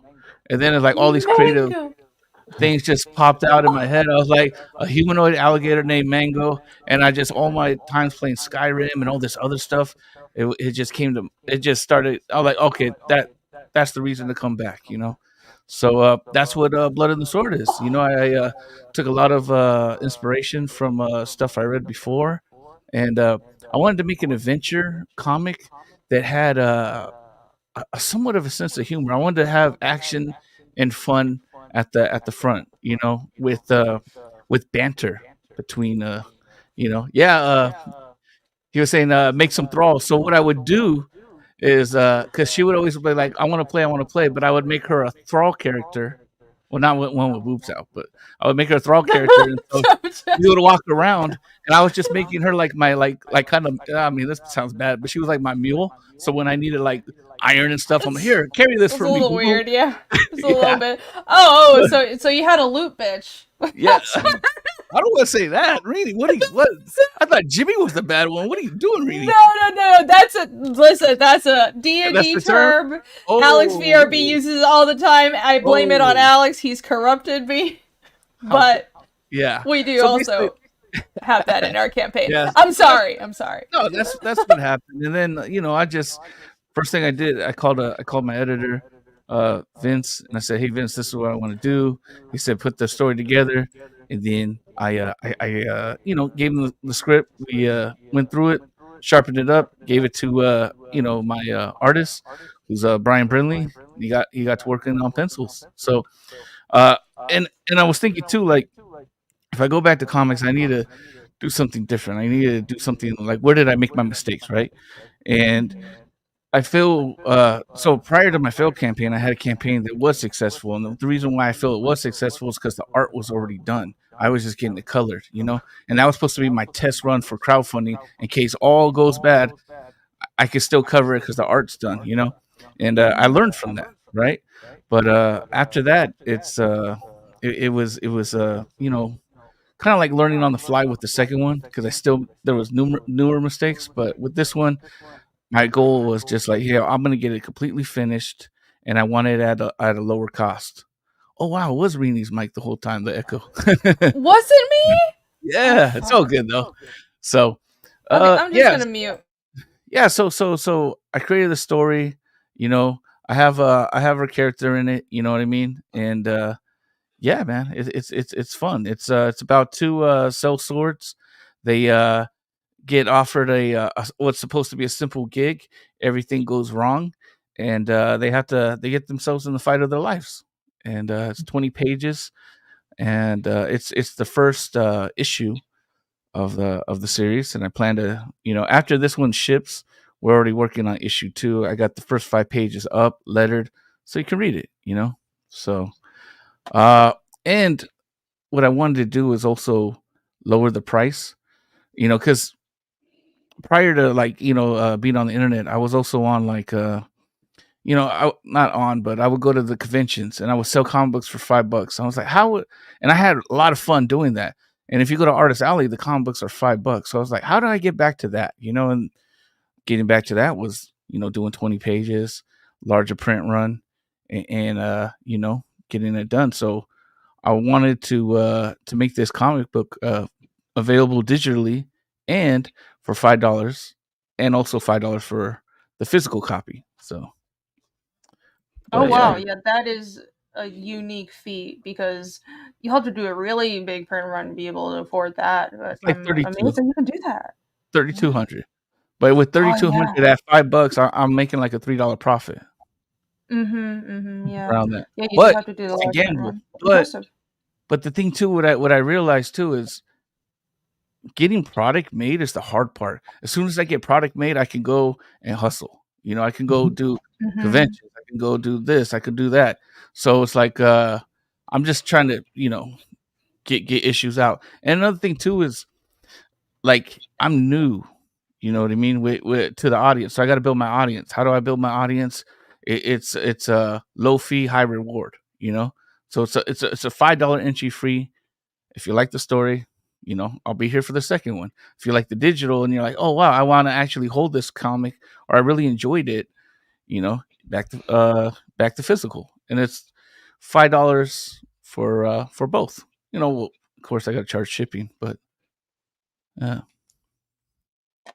Makes sense. Yeah, I like that you're thinking ahead and you're trying to think about what is appealing to the audience, because price point is something that's just really hard to manage when you're an indie creator, but you figured it out, and it seems like you said you have the project pretty much done. The art is ready to No, go. we're ready to print. I just got the last Nice. thing, you know. And here's the thing too, because I know there's a lot of confusion and people trying to put a lot of misinformation out there. But I think there's two different approaches, right? Because I'm a writer. I don't want to say just a writer, but I'm just a writer, right? So I'm not No. turning down That's art not gigs. important. Yeah, but I'm not turning down gigs to work on my own project. You know what I mean? I'm raising money to work on my own project, as if, you know, when you're working on Fiendish, it's either you're getting the bills paid by taking up this gig, or you're competing with yourself, or, you know. So that's why I think crowdfunding is really, really important for artists. But for writers, for me, I was able, and I'm humbly blessed to have a career that I was able to fund this comic, you know, and invest in myself. So Mm-hmm. Right, so you funded the production first, and yeah. it's not everyone can manage that, but it's great Oh that yeah, you yeah, did yeah. Hey, look, it manage took me that and think ahead. a while to get a career that I could do that. So it's, you know what I mean? Mhm. It's hard. I don't want to sound like it's easy, but for me, that's what worked out best. So, So I like that. It's fantasy. You know, yeah. it's more fantasy is good. Yes, very Good awesome. logo too, The man. Thank you, thank you. Yeah, Paul did the that's logo, very nice. Poking. Oh, Yeah. okay. Yeah, that's a very nice logo. Very legible. It has style, but it's still legible, and that's a really hard balance. It's like style, but legible, but also not just stylistically appealing, but customized to the project. Like if you have a horror comic, you want the logo to feel horror-y, if you know what I mean. So I Yeah. think this is really well done. Thank you, thank you. Yeah, nice colors on the cover as well. This is a nice cover. Yeah, I got Brian out of the Philippines doing it. He's good, man. He's good. Yeah. That crocodile That's is that Mango. just a thing you made up? But okay. But like is it just do people remark on this in the world, or is it just this is a knight, that's a crocodile? They're aware of that race in the world, Okay. but you know, like when they see him, they don't like, oh, what the hell is a crocodile? No, they know there's other uh animal humanoids in this world, you know. Cool. What's the race called? Shoot. I'm still Come up thinking with about it it. I didn't now. mention, to be No, come honest. up with I'll it be now. honest. I Just say still it's a haven't secret thought and you about can't it. say it yet. Cuz so in the line in the actual comic, they say Mango, that's a weird name for you. And he's like, well, you know, where I come from in my culture, if you say my name wrong, I got to kill you. And then that's when Valen, the guy, was like, look, that's why we call him Mango. We don't need a body of trails. We're trying to get this coin and all that stuff. So it kind of interplays. So it's like, but to be honest, I'll keep it 100. I am still working on that. I'm trying to think of something, because I just don't want to say alligator person or something, or, you know, maybe that might be a derogatory term or something. But It will yeah. be. Somebody will say it's racist, and I apologize. It's an alligator. It's not a crocodile. Oh my gosh! Just can't get it right. I just can't get it Yeah. right. Shame on me. Yeah. Can't have So the mango. No, that's great. That's great. I love fun little creative fantasy ideas like that. Yeah. So is the first book of yeah, this is the first a book. longer series? Okay. Do You know, you I'm just how much like, do you have my planned? approach is like, you know what, when I really got into comics again, I guess, was reading like The Walking Dead. And I remember Robert Kirkman, he was talking about, you know, after the Night of the Living Dead movie, that's when I really wanted to see what happens next. And he was just like, I just have a love for it, and I'm just gonna go issue until I can't, you know. So that's kind of my approach with this. Like, I have like 5 like issues in my head, you know, 2 of them on paper, and I'm just gonna roll with it and go with it as much as I can. Like, I know I'm starting off small, but it's just continue to grow, and as word of mouth gets around, I'm gonna just, you know, continue to push it. Fantastic. Yeah, that's the way to go. That's the way to go. I think it's I mean it's there's no guarantees if you're doing indie comics, right? But Yeah. it seems like you've got the right approach. You've got it set out, ready to finish a project, even if there's no returns until the end. You have to believe in it, that it'll pay off at some point, even if it's far in the future. And that's a really hard mentality to have, but I think this, you won't have to wait that long, because I think this looks really good. Jimmy spoke very highly of it, and I can feel your investment. You obviously Yeah. are really Well, into this project. You care. I also did a lot of things to prop myself up. So I invested money into shirt printing, right? So now I do my shirt printing in house, and I can actually outsource that. So on the shirts, I make a lot more money. So it's like, how can I make money at everything at a reasonable cost? What could be in house reasonably? What could be outsourced? And that's where I took the approach. So even if I'm not selling that many comics, I'm still selling shirts. I'm still doing this. So even where that money comes in, it goes back to the comic, and out comes more product. Because product is key. Like, if I can get more product out, that's more opportunity for sales. That's more word of mouth. Even with if you want to scroll down, I have the retail package. $20, you get 12 copies. Hell yeah, that's a great deal. Holy shit! I jumped on that. I grabbed one of those. That's going to the night market, the Canadian night market. Me and Matt Roof were taking over. But check this out. When he buys it, he's gonna make money on it as it sells, and I'm gonna throw extra in because I know this guy. This guy's my guy. Yeah? Thank you. I appreciate it. Yeah, and I know Canadian shipping is a lot, so we're gonna make sure we take care of him. And that's so much. I'm buying so much in bulk. I can do that. Even if you're in the States, you want to support extra. Buy 12 copies, give them out, give them to your friends. Or if they're overseas, pay that extra shipping. But then it still becomes reasonable. It can get shipped out and ship it to other people. So. Yeah. That's the business mind that I think a lot of creatives don't have, or it takes a while to learn. But especially artists, I think it's because it's a whole different part of your brain, but it's helps to think like that. And I think that's the key to success, really. If you're creating something completely independently, you have to think about, well, how do I maximize profits? And it sounds like, well, what about your passion for your project? Of course you can have that, but also think about how to deliver a product in an efficient way and survive off of it. Yeah. You have to think about that stuff. It really is the hardest lesson coming into this. Like, everyone wants to make the comic and create the comic, but everyone forgets the promotion and the audience, and it doesn't just happen overnight. It takes a lot of time to build that. Yeah. Yes, absolutely. Yeah.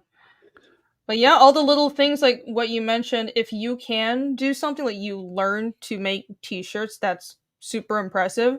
And I think this whole idea of if you can make something yourself, even if you're not an artist yourself. I know like the Diaz brothers, they have their own printing press and they make trading cards and they can make small prints and other stuff on their own. And a lot of, and just within the connections in Comicsgate, in indie comics, there's so many people that have different talents, and it's also using the resources of networking and making connections and finding people that have these hidden skills almost to help you out and make products. It's the smart way to go. There's people that are doing like 3D modeling and people that do 3D printing, and you can make products so easily now. You just have to put yourself out there and learn a new skill or make the right connections. That's the way to succeed in the indies.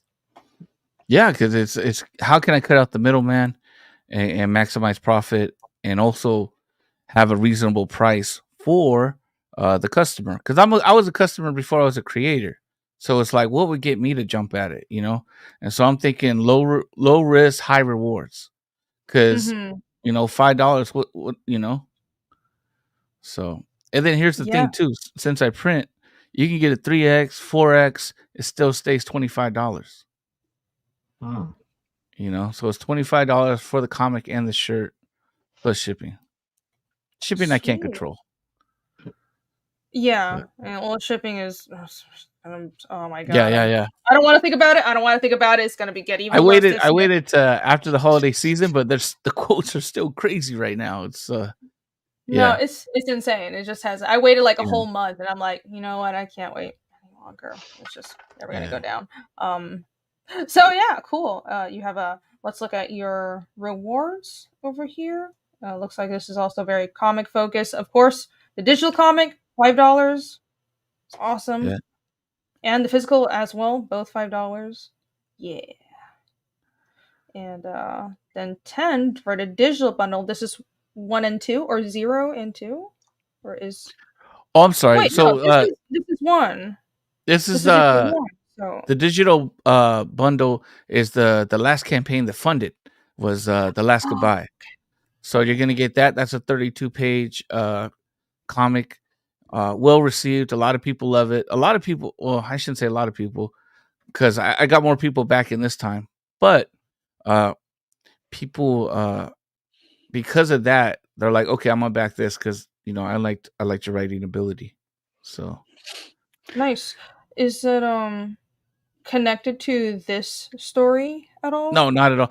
Last Goodbye is it's like a crime noir story about a man that is seeking redemption, and he has a troubled life, a tragic life, and he's due to that tragic life, like mean people hurt mean people, like that. That's that story, and but he wants redemption. He sees he still sees good in the world, and he wants to add to the good, and he's tired of adding to the bad of the world. So that's like a struggle within that. So I have that available for people too. Got really good reviews. All right, Nova Blast recommends Alaska Goodbye is a great crime story, one and done. I am a secret fan of crime stories and detective stuff, so that sounds good to me. I might have to check that out. Cool. Yeah. And at $10, I mean, like I said, low risk, high reward. Yeah, $10 for 2 books, guys. That's a great deal. And here's the $20 retail bundle. That's an even better deal. Holy shit! Money. Yeah. How could you say no to that? Might as well just get this and also the 2 books. Oh, this is just give digital. them out. Yeah. Do you I don't. Yeah. I gotta check. I have limited, so that would have to be like I would have to see how much I have in stock and what condition it is. Because when I moved, it's in the garage. But I think it should still be in good because I put it in the plastic and stuff. But Yeah. the wife likes to move stuff when I'm not here, so I don't know. Christmas decorations come out. See, Matt Ruth, he's laughing. He knows what I'm talking about. You go to the store, something's. Well, what did you do? Where did it go? Where is it now? Yeah, where'd it go?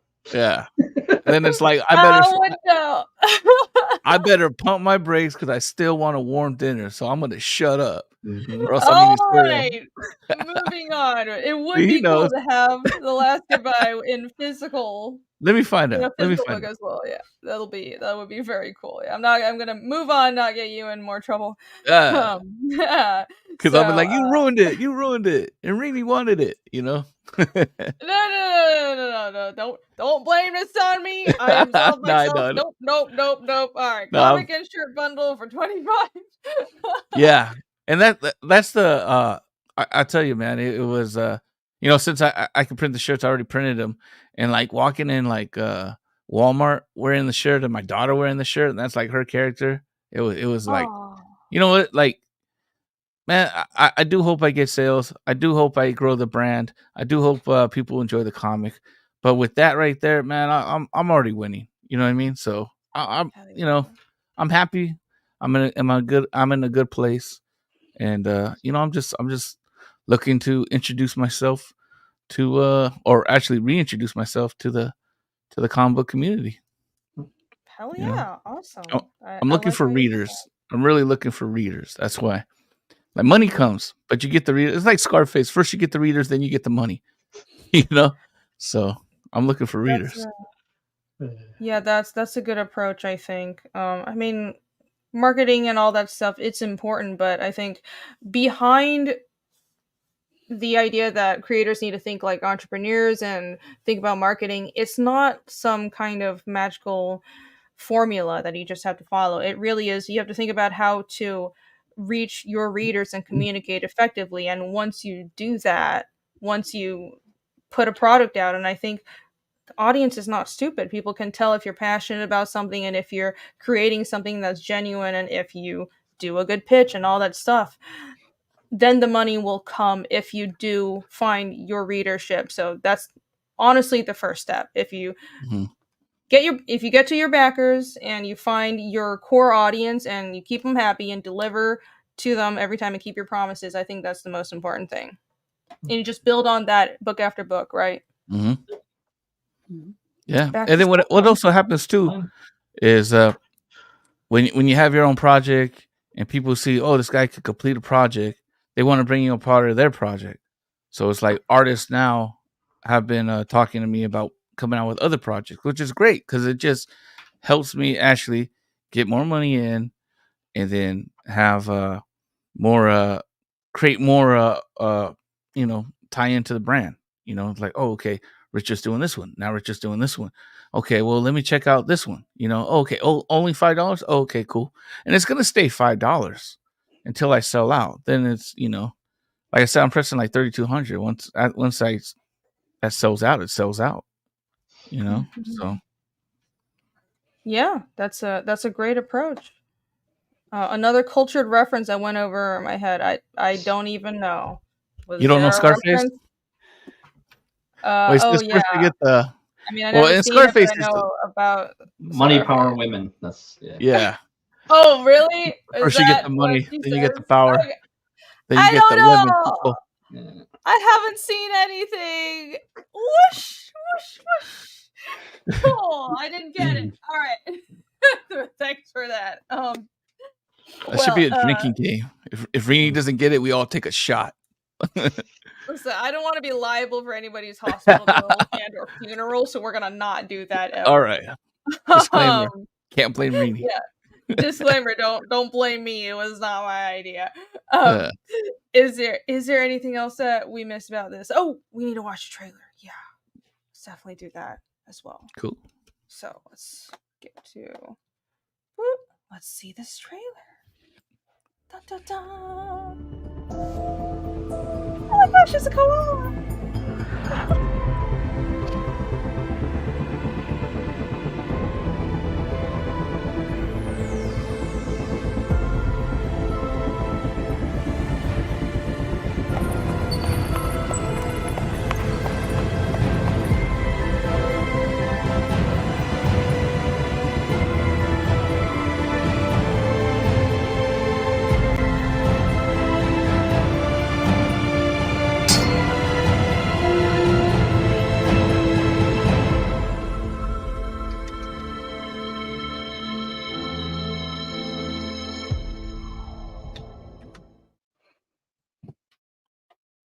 All right.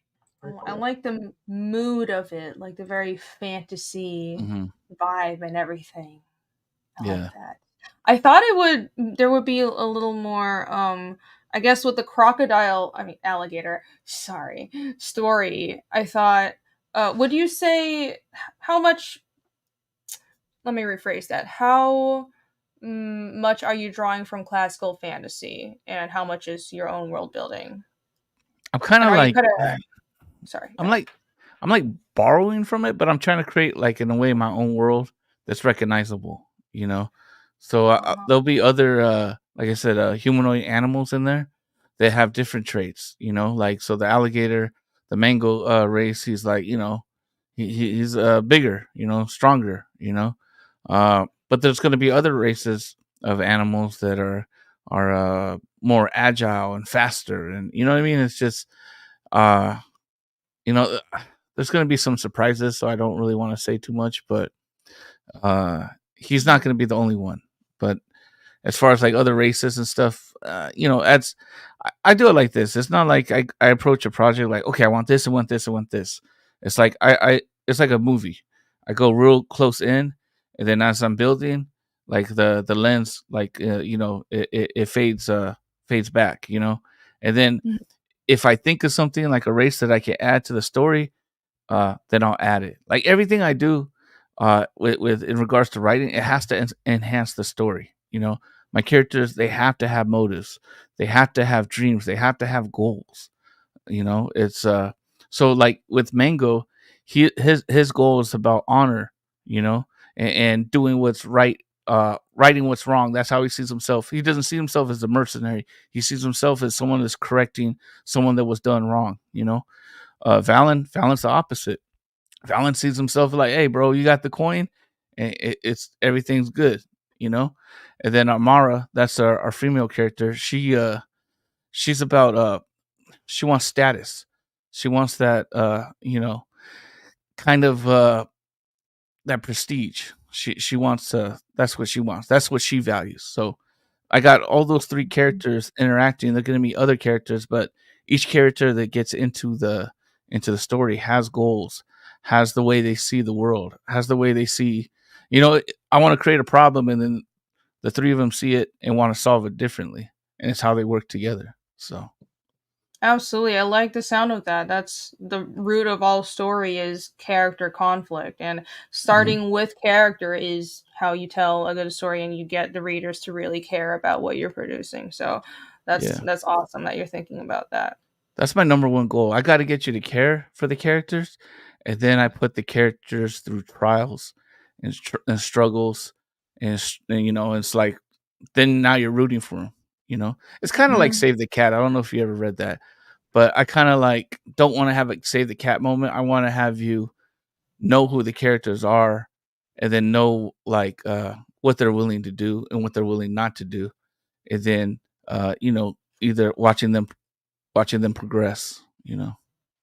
Yeah, well, you have to build up to those moments, like the big. I think there's a lot of media, especially like Hollywood. I think the mistake that they make, besides from just in general being shit, is they want the big payoffs and all those like memorable moments, but a lot of modern writers don't understand that those big awesome CGI moments don't mean anything if you don't take the time to build up the characters and make people care beforehand. It's not the CGI and the flashiness and the lens flares that matter. What matters is we follow these characters here, and now their conflict, this like battle for the death means something.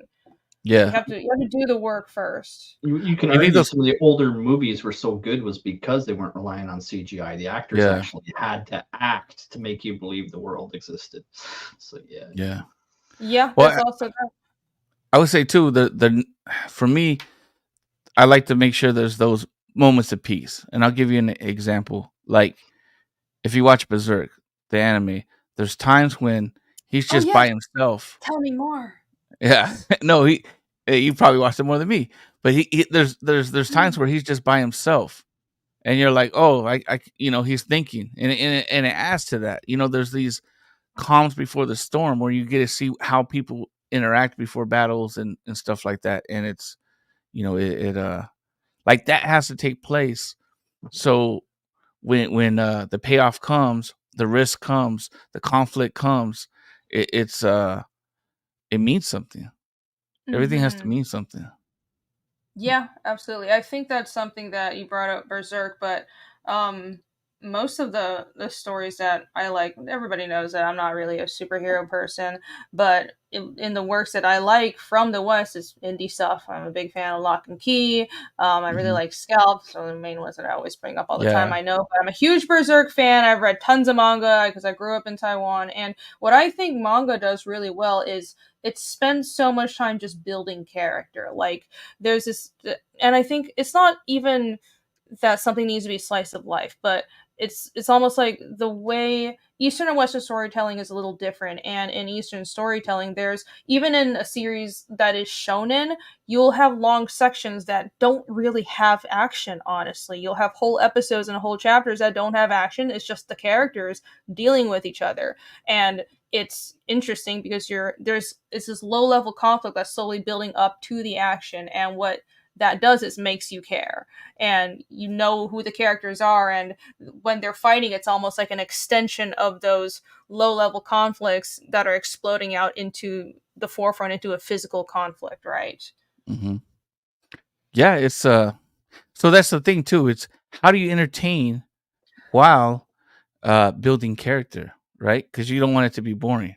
So I do a lot of banter, like Mango and Valen. They do a lot of banter back and forth,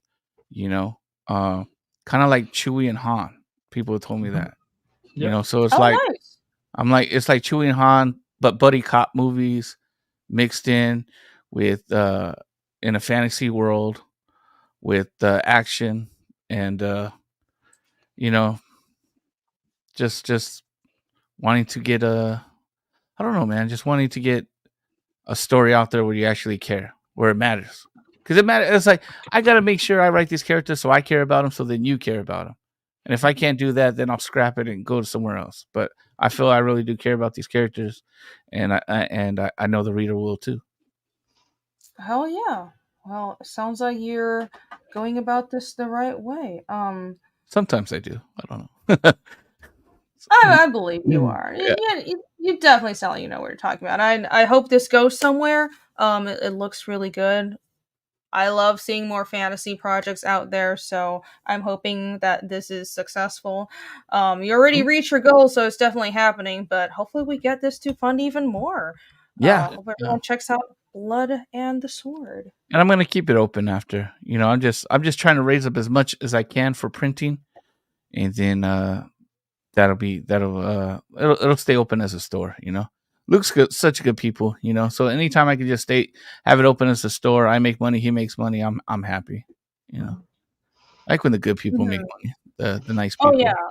Luke is really great. I really like what he's doing with Fund My Comic, and he's he's a man of his word. He's super responsive, and he really obviously he believes in creative freedom, and instead of just complaining about it, he actually did something about it, and I totally admire that. So this website is a solution to creative freedom and a lot of other problems that we're having in indie comics. So this is fantastic. I'm glad that you're hosting the campaign on here as well. Fund My Comic also has plugins, so you can that you were talking about make your own website. You can plug right into Fund My Comic and turn it into a store off your own site. Yeah. You don't have to pay anything. Yes. Speaking of that, good segue. Segue. Good segue.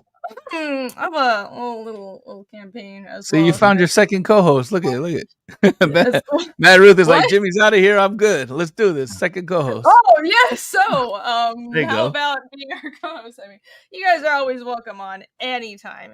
We'll be doing many more of these creators roundtables. The original idea was we were going to do this once a month, but basically shit happened. It's like I don't know. It's like it's not, you know, Jimmy has stuff going on, but I basically spent like 2 months traveling, and I just didn't stream regularly. Everything has been insane, but we're gonna get back to doing this. I never appreciated streams until I started trying to do it to find time. I don't know how people find as much time as they do. Like I'm able to do one Friday night, 90 minutes a week, and even just the energy to set it up and find the topics and create, you know what I mean? Like takes a lot of time. It really does.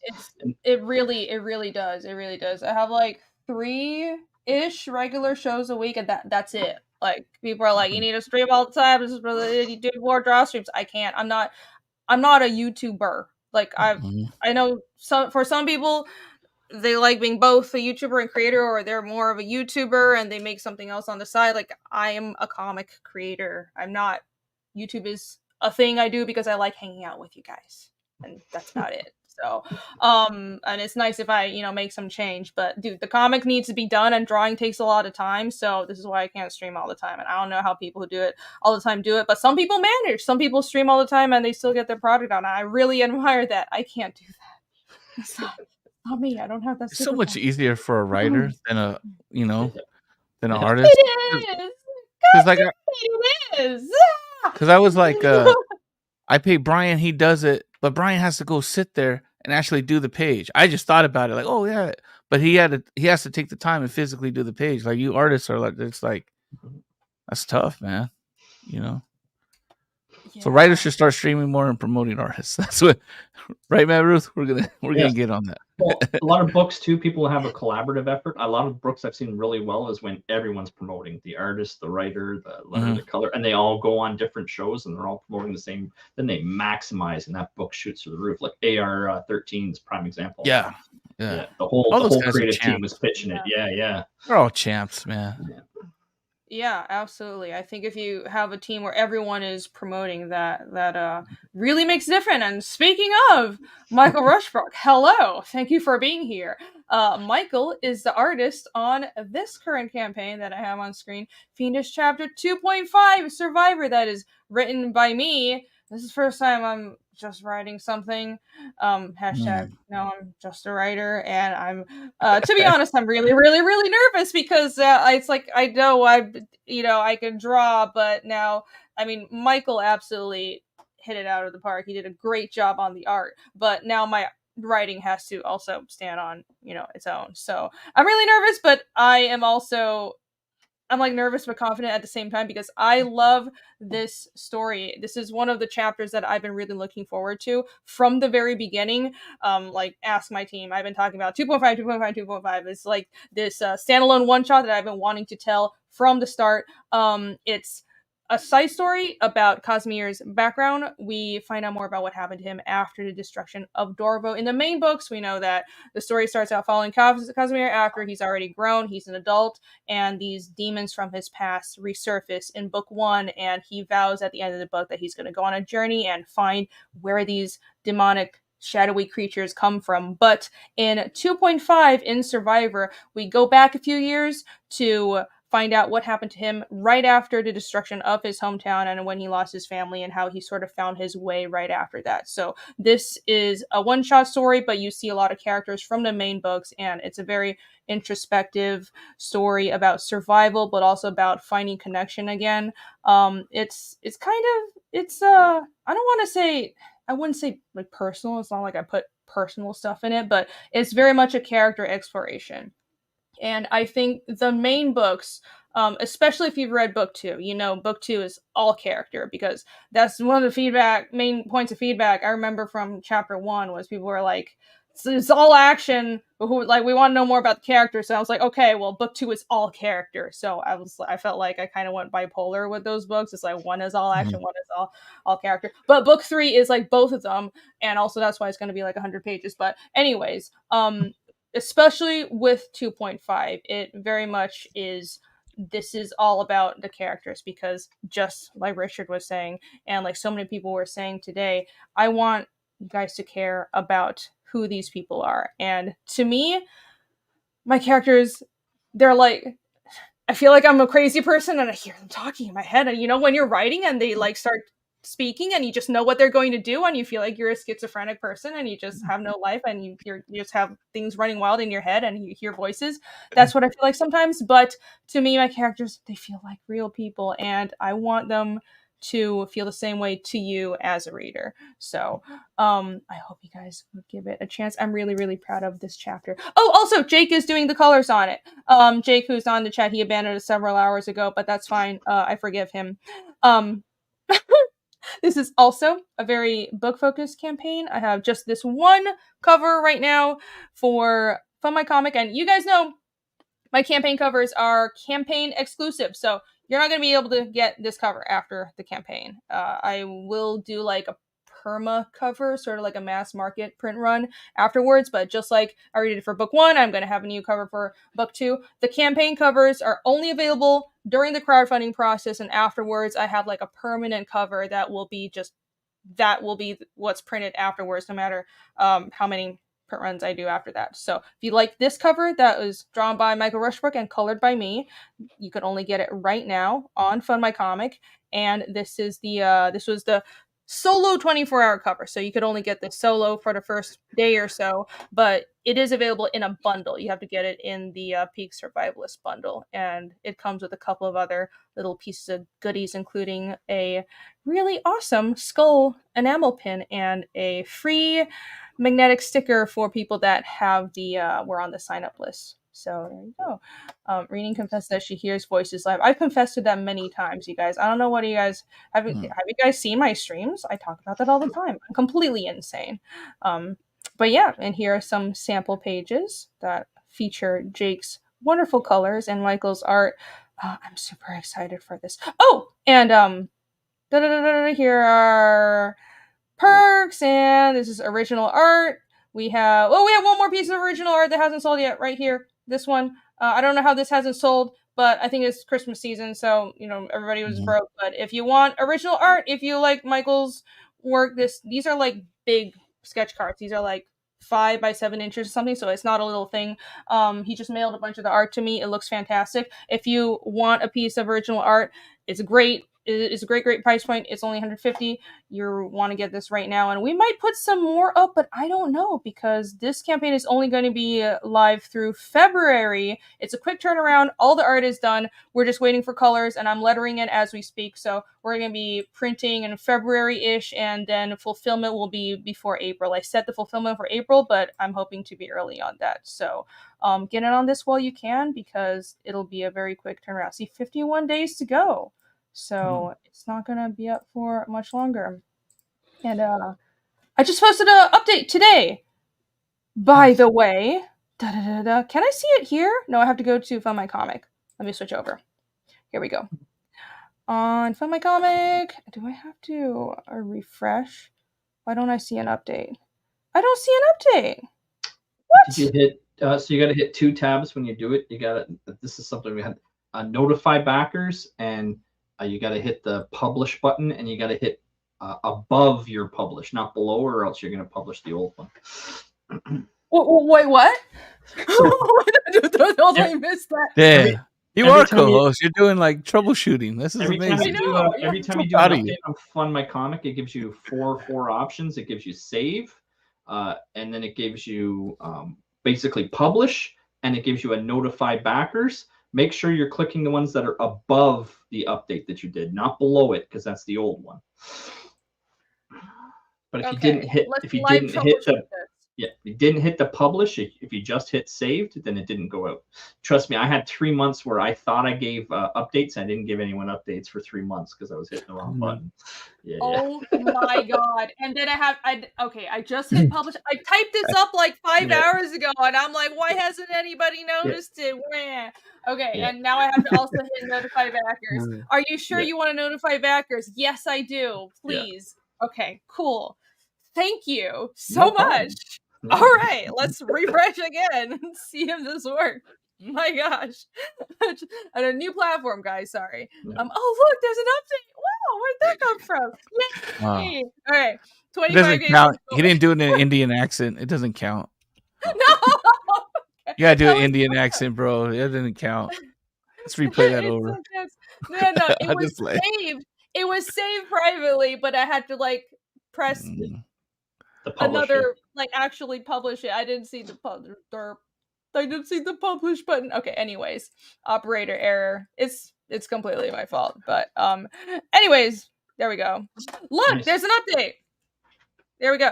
25K stretch goal reached. It was reached like weeks ago. I just haven't posted an update until now, so ignore that part. But that means we have our first stretch goal, and everyone is getting a free trading card, and you guys know how I do my trading cards. They come complete with Pathfinder stats, so for all you fellow tabletop gaming nerds out there, they're Pathfinder stats. I stat out like all my characters and sometimes some monsters and magical items in my comic, and then you get to play decent Pathfinder, and they're generally compatible with D&D as well. So the newer version of D&D, you can also use cards, and there's some things you have to change around, but you guys don't know what to do.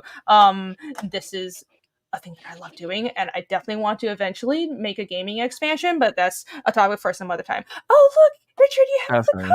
Yeah, I'm back. Oh, wait. Thank Another you. focus. Yeah. Yeah. I'm so proud of those. Yeah. I was like, how much would that fetch for on eBay? You know, like it's unopened. Oh yeah, you got the regrowth book. Oh, that's awesome. I haven't opened it. I won't crack it. No. It's too valuable. Oh, you have the shrink wrapped one? Yes. Oh shit. Yeah, that's like the first print run. Awesome. Yeah. I don't know if it's worth anything. I don't think my shit's like worth that much, but thank you for your support. So I have the ink one. This is not my art. This is my trading card artist, and it's a covert artist. If you know who it is, you know. But they're absolutely awesome. And here are the inks. I'm going to be doing the colors on this. So if you like this, then back the campaign. You'll get this for free for everybody who backs Fiendish 2.5. Hope you like it. Hope you guys enjoy all the goodies that are coming with this. And yeah, thank you all for your support so far. Yay! I still, you need a Reading Tampa art book. Oh yeah, I need to put that up on the website. I keep on forgetting about that. 2.5 looks great. Thank you so much, RPPD. Yes. Well, he is preserved forever in my tank of formaldehyde, so don't worry about that. Can I get it like that in black and white? I might, well, no, it's going to be in color, but I should be doing an art book at some point, so I'll have a lot more of the black and white art and the trading card art in black and white in that as well. I'm kind of like building stuff up. People have been asking me about a world building book and a making of book. I'm definitely going to do one. It's just I'm trying to build up enough material. And also, my issue is a lot of, I mean, you guys have seen my sketchbook. I have like a crazy sketchbook with like a shit ton of world building notes and all kinds of sketches, but I have the material. My issue is a lot of stuff is really spoilery, and I haven't revealed the main antagonist of the series yet. It's been a lot of character work and setups.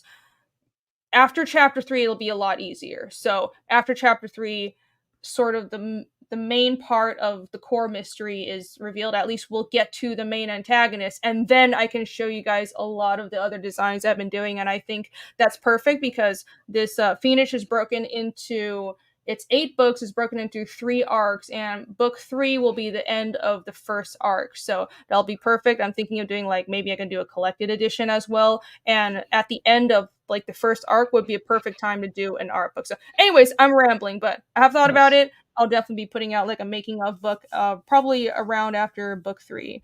And yeah, hope you guys like that when that comes out as well. Cool. I thought Very about awesome this stuff. Yes, of course. Yeah. Yeah. I think that about wraps us up for today. Thank you all so much for sticking around for so long, since over 3 hours is almost 4 hours, 3 hours and 40 minutes. Oh my gosh, you guys are the best. Let's do one more round of shout outs. Let's start with Mad Ruth. Sure. Okay, so yeah, it's Mad Ruth, Craig Whiter. Okay, so you can catch me, Mad Ruth, on Twitter, as well as on my YouTube. And just a reminder again, my show Friday nights, I'll have, who do I got as my guest?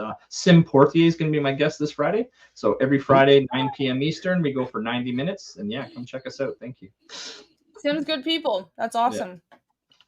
All right, everybody, go follow Mad Ruth and go watch that interview. June Wong for Australian 5. Thank you so much. Hey, Rini, finished reading Fiendish 2, and honestly, it's the best thing I've read in years. Oh my gosh, thank you. Wow, thank you.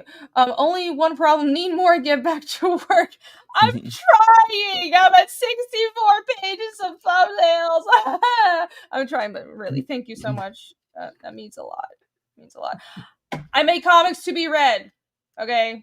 I'm not just here to like, I mean, I love drawing and, you know, I want the comics to look good, but my books are meant to be read. Please read Fiendish if you bought it. I promise you'll like it. Thank you. All right, continuing to Dave Brink. Mr. Brink, where can everyone find you?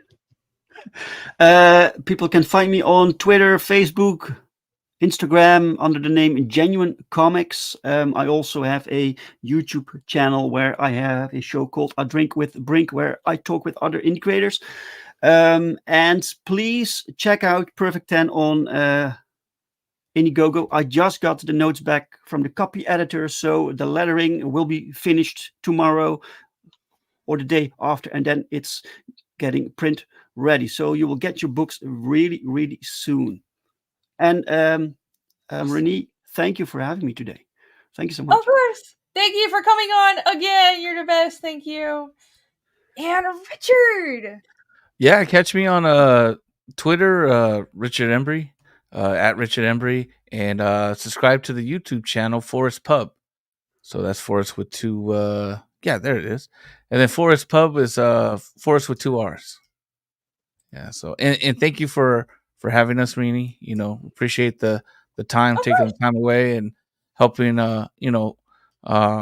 Introducing us to different people, different audiences. That we're gladly appreciated. So no greatly problem. Appreciated. I think that's better. See, that's why I need editors. You know. No, Whatever one I sounds mean, better, that's what I said. All right, and that's what. no, They make it's me, fine. they make me It's look fine. smart.